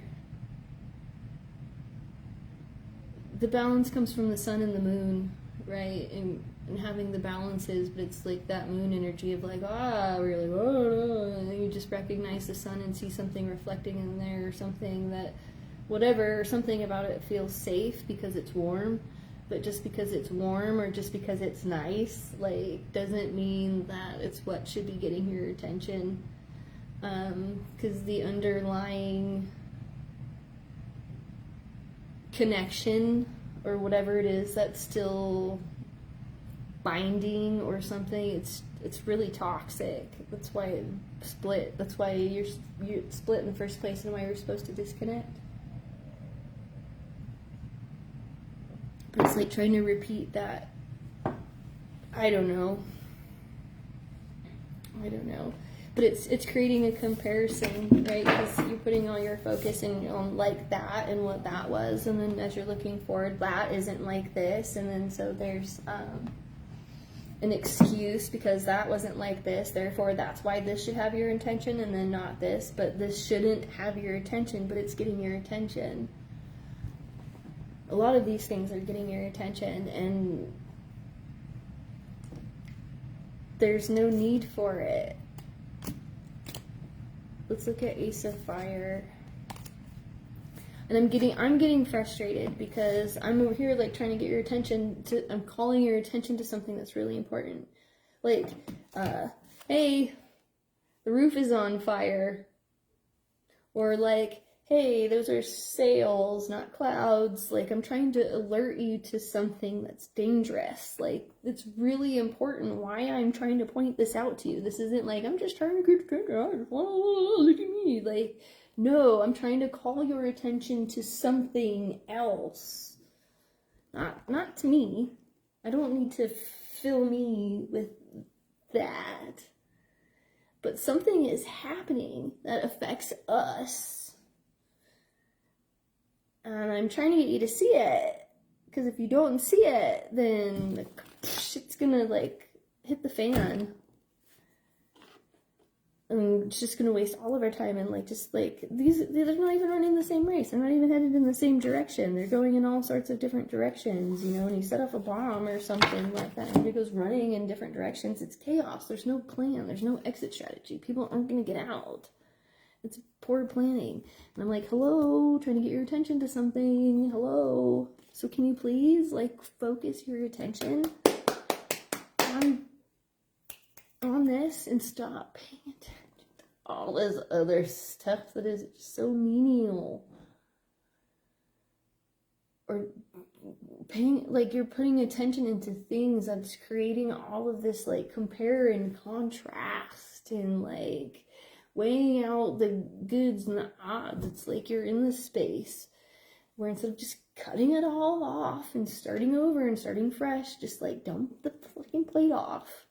You're at a restaurant, you got a dirty plate, you're just loading it up with more plates, and you just keep eating, you keep loading it up with more plates, and it's just piling up.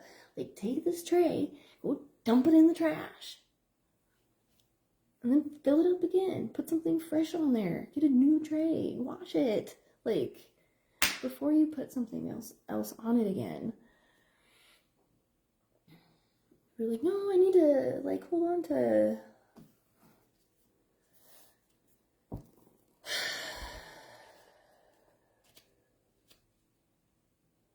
fuel. Start the fire, catch the spark, let it burn.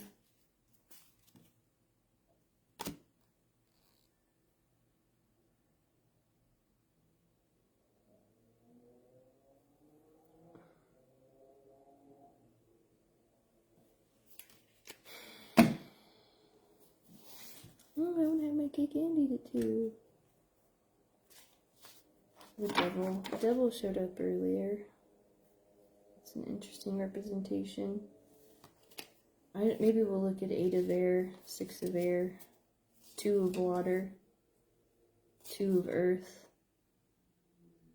And then we'll be done. So I don't want to fight. I don't want to create conflict where there doesn't need to be any. Because there's just all this, like, oh, like all this old fucking whatever stuff, and I don't want to deal with it. I don't want to look at it. I don't want to go there. Maybe we'll look at this one too. Let's do this one for fun, because this is how I feel right now.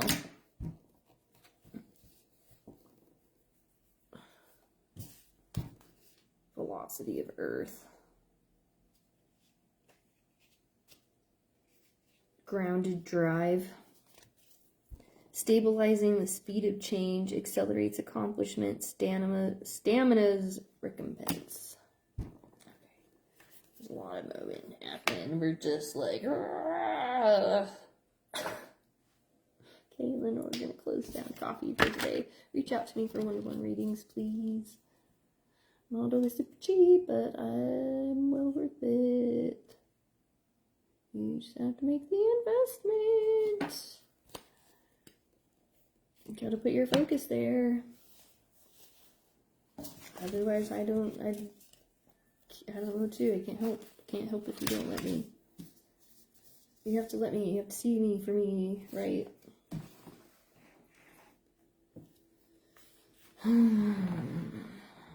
Just keep wondering, like, why do people talk to me like I'm fucking stupid?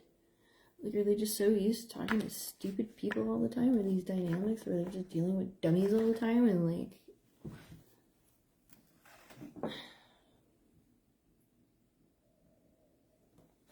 All the dummies don't treat me like one. Talk to me like I'm that vertical equivalence, right? 8 of air.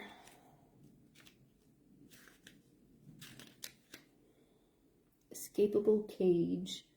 You're the web. You're the weaver. The cords are yours to cut. See what I'm talking about? There's that cat's cradle there too. That's that, like, you're the web. That's that, like, fascial tissue that I'm talking about when you start getting into cranial sacral work. You are the web. You are the weaver. You are designing your own meat suit. You are designing your own self. Consciously in designing your own self.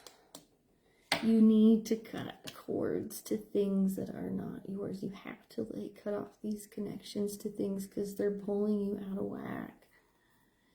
Pulling your shape and, like, creating uncertainty and creating instability in the external part of it. Like, it's like you're risking this, like, extra internal stability where there's just, you don't need 5,000 straps to, like, hold this bar down, right? Like, eventually the cement will solidify and you can cut all of the cords and the thing will stand up on its own. Like, you know, or like with a tree, with baby trees, you know how they put, like, the lines and the cords and things, so, like, you know, and the fence around it, so, like, the little baby tree doesn't get blown over. Like, eventually you gotta trust that your roots are deep enough and that you can cut those cords and you can take that fence away and that, like, you're gonna, like, stay. You're not gonna fall over, right? But you're, like, holding on to these cords because, like, you're this poor little baby tree.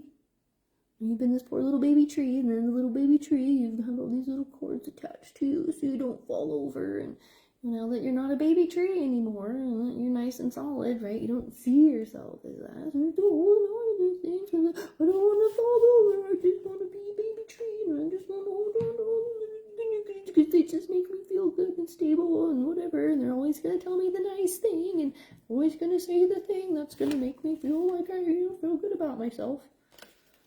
Instead of being that mirror to be like, hey, you gotta, you know, or hey, you gotta, without judgment.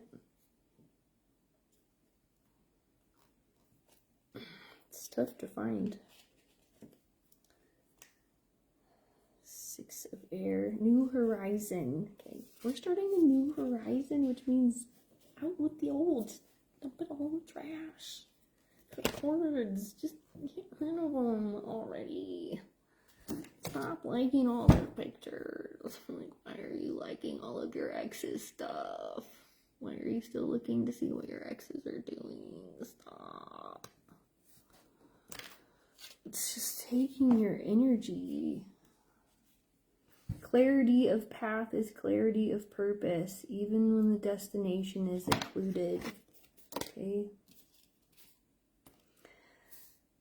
Eventually, that tree is going to become so strong and so sturdy and so soft. Those cords and everything, they're just going to snap and break off anyway. Right? You're going to outgrow it eventually anyway, and you know it. Right?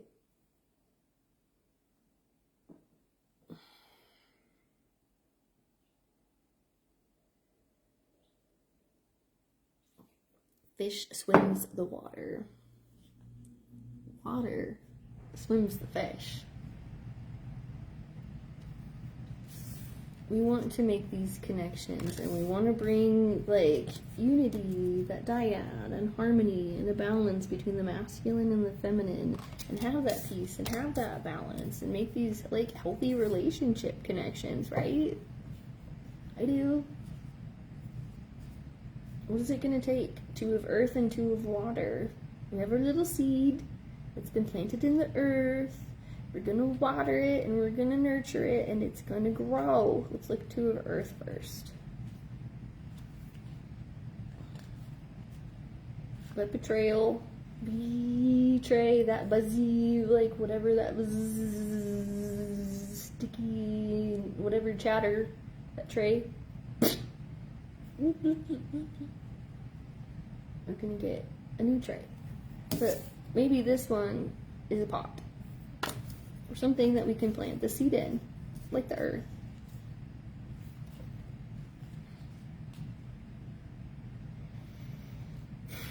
Balancing.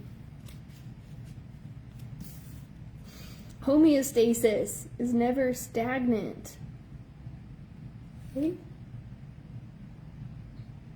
We're looking for homeostasis. Not the stagnant baseline. Okay, just keep everything. Homeostasis is never stagnant, a dance of gravity and lightness. The moon and her earth. Right? The moon and her sun. The two creating a gravitational pull. This is why, like, if you put two like magnets, if you put two positives next to each other, they're going to repel each other. That's probably why, like, somebody you're having a major crush on, you also are very repulsed by. Wow, they're just so positive and great, and they're just so everything I thought and then you're like, because there's that, like, two people competing for, like, right? But then there's, like, the positive and then the negative, like the sun and the moon. Where maybe you've been told that the negative is bad and dark and scary and there's all this like superstition and all this like stereotyping tied into the thing, but there's like this instant like attraction, like it's just a pull, right? And it maybe seems counterintuitive, but it's a match. And then learning to lean into that match and trusting that match and not forcing that match. Like, don't force the moon to be a sun. Just let the moon be the moon and you be the sun. And then, like, let that gravitas and that dynamic create that dance and create that balance and that harmony and that ability to adapt, right? So you're not like, walk in and then, like, stagnated and then fighting and then everybody's like, yay, we're just gonna be sunshine and just be positive all the fucking time. Ha. See what I mean?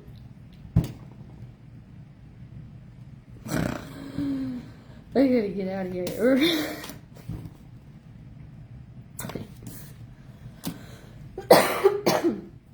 Excuse me. Reciprocating, reciprocity. Push, pull, reciprocity. Okay. A give and a take, a forgiving, receiving, right? What is the point of an overflowing cup without another to share in its delights? Right?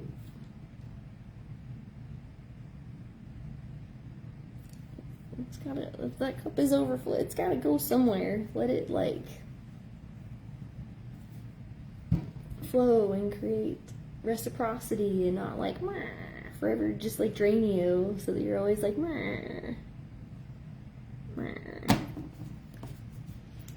okay, devil. This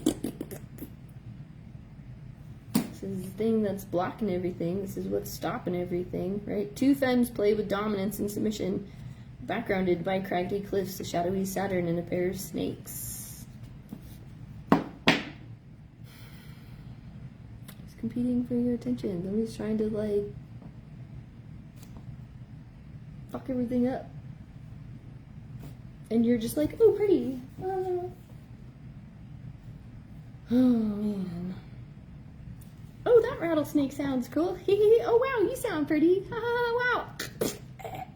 Right? Correct myself. The person on the left is dressed in lace and satin, restrained by ropes. The person on the right sports head-to-toe black and leather with a spiked collar and luminous devil horns. While the person in black might seem to be running the show, the consent of the person in lace is an absolute necessity. Temptation only works when agreed to. The devil is tricky to discuss because the devil is in itself a trick. Is temptation a doorway to damnation or the road to salvation? Is distraction a detour or the shortcut you didn't know you needed? Is desire the fuel or is it the leak? If you could trust that even your most pernicious of demons will respect your safe word, should it cross your lips, how would that change your relationship with what you hide beneath your cloak of shame? Yeah, that pretty much sums up this in a nutshell, doesn't it? Yeah, it does. Told you so.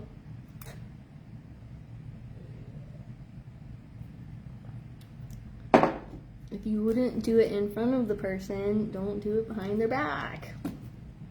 You know, if you can't, like, show it to them in their face, like, don't be so sneaky about it that you gotta hide it. Alright?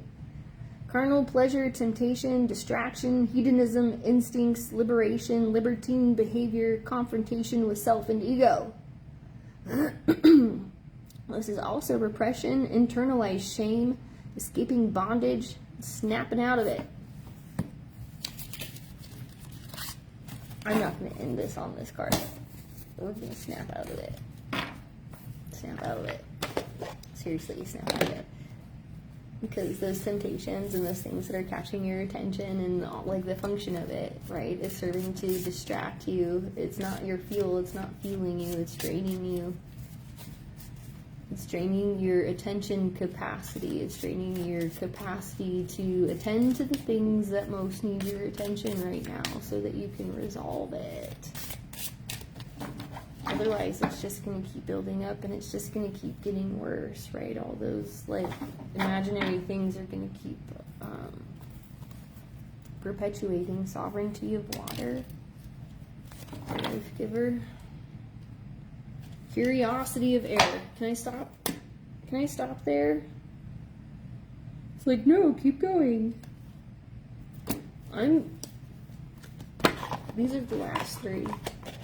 And I'm done for today. Unless you want a one-on-one, then you gotta reach out to me. I've got the time. Okay, I'm pretty flexible when it comes to making this happen, when it's needing to happen. Five of Earth. Okay. We're fishing for something here.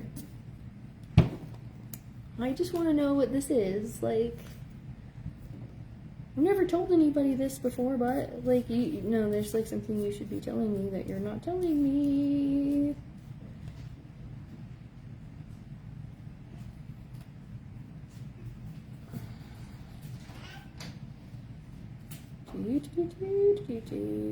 Five, 2, 3, 4, 5. Disruption, creativity, friction. Friction creates fire. 2. Perceived lack. If you cannot find what you seek, look differently. You'll find what you need. I'm taking this literally of, like, chopping this all off. I haven't committed to the whole thing yet. It's just the underlayer that's short. The top of it's still long, and I need to, like, balance it out. I'm almost there. It's a process. It's a release. It's a ceremony. It's ceremonial. This isn't something ritual, right? This is, I swear, like, witchcraft and, like, rituals and people being manipulative and all that shit really gets into. No, it doesn't get into, and it doesn't get under. Just makes me go ugh. My shamanic teacher taught me that one. She's like, ritual bad, ceremony good. Ritual, that's like tied into ego, and you're trying to make something and force something to happen. You don't get to do that. I just think about all these, like, witchy bitches out there who are, like, trying to be manipulative to force a specific outcome, and it tried to, like, but you need to create an impenetrable fortress, right? Interesting, in the watering can, this funnels out through one, which then kind of, like, funnels out into many. Instead of trying to put many in, right? Direct it all into one that will turn it into many. People are, like, trying to put in many and not wanting to give to one.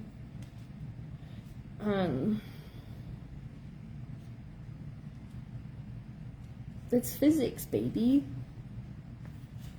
Just physics. It's not about good or bad. It's about physics, sovereignty of water, emotional leadership. I'm supposed to be teaching you how to feel. I'm supposed to be teaching people how to do emotions and to express feelings and to express emotions. How do we feel things?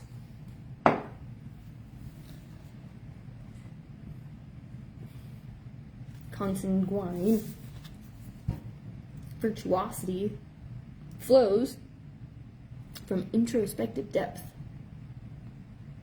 Demonstrative celebration of the headwaters of being.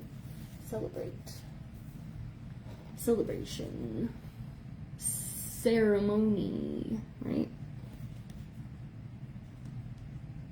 Giving thanks. She told me to give thanks. I'm not asking for anything, but I'm giving thanks. For giving thanks ahead of time. Forgiveness.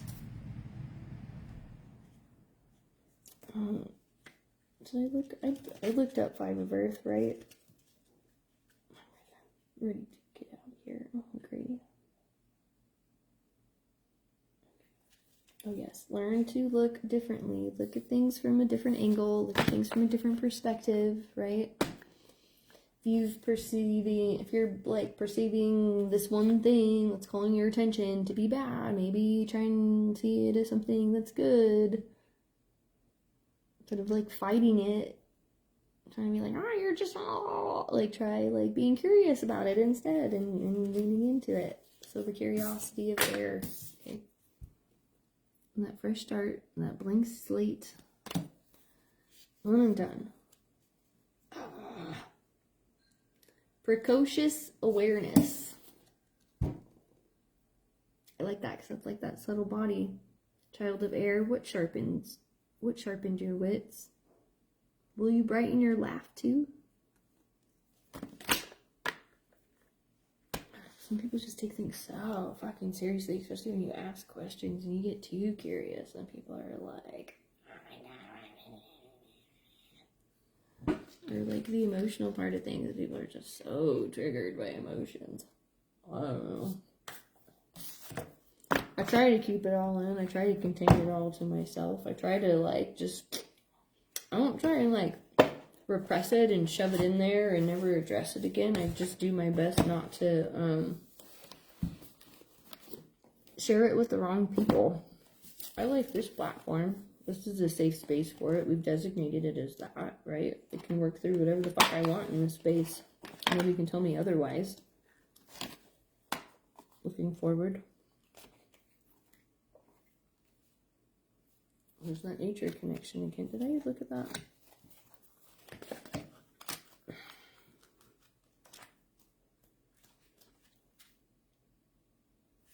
This is about getting back to the simple order of things in life. Understand that we are. We just are. Just as water, plants, and animals from the earth. We are just from the earth. We're just material things. Spiritual beings walking around in these fucking meat suits. Consciousness expressing itself in a fucking meat suit, right? Think about how we can learn from the other beings on Earth, like animals, instead of mastering them. This isn't about competition. We're not trying to, like, master somebody or overcome somebody or dominate somebody or, like, be better than whatever, like... What can we learn from this situation? It's getting deep and heady too. There's a simple way of being who they are in order to survive. Connect this to yourself. When things might seem obvious, look at them as if for the first time. Don't assume you have all the answers because it seems familiar. Have that curiosity, right? Kill the cat. Like, get rid of that fucking annoying ass thing. It's abstracting, distracting, interfering, clouding up judgment. Get curious and learn how to, like, look at this situation as if it's something new. Like, you've never done it before, and, like, be curious and stop making it, like, something you've already been through before. Like, stop acting like you already know what's gonna happen because you went through some level of betrayal before, somebody did something before, and then, you know, now you're gonna punish everybody else who, like, looks anything like that. Like, you're gonna go and chop up the garden hose because a fucking rattlesnake bit you?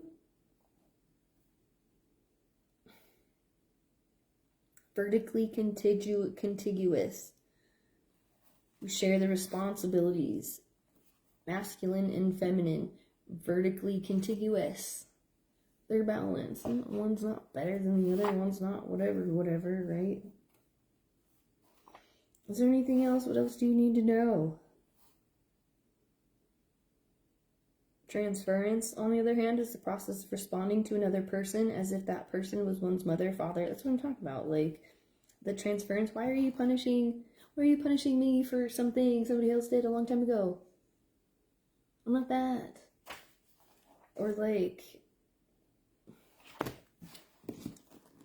I don't know, there's just something about me, or just have like me, those people make me, I'm just like a fucking weirdo. I don't know. It's like being like an alien from another planet, but you look like you're human, and everyone's like, no, you're alien, and you're like, no, I'm an alien, and they're like, no, you're not, and you're like, oh no, but really, like, there's an alien, and they're like, no, you're not, you don't know, and you're like, but. And then what do? They want to, like, destroy you and cut you open and flay you and be like, oh yeah, you were right, you're really that the whole time. The Empress. Can I go now? Okay, I know you got a lot on your mind. I got a lot on my mind too. I just gotta work through a bunch of stuff.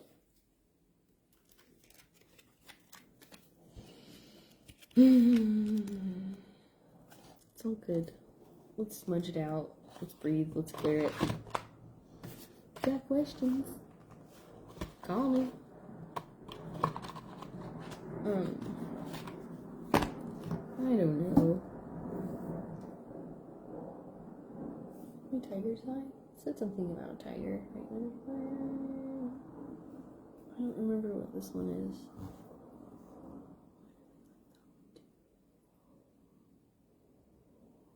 The eye of the tiger. Insider perspective on the world.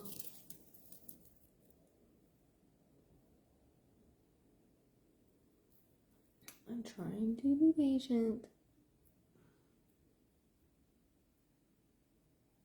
I'm just trying to be patient. I'm not really being patient. I'm feeling really impatient, and I'm feeling really like, wow. Like pent up. Like I have a lot of things that I want to get done. Not enough energy. Because there are things just draining my energy. We're going to cut those cords up. Those. Okay, that feels better. They're trying to drain my energy. They're not.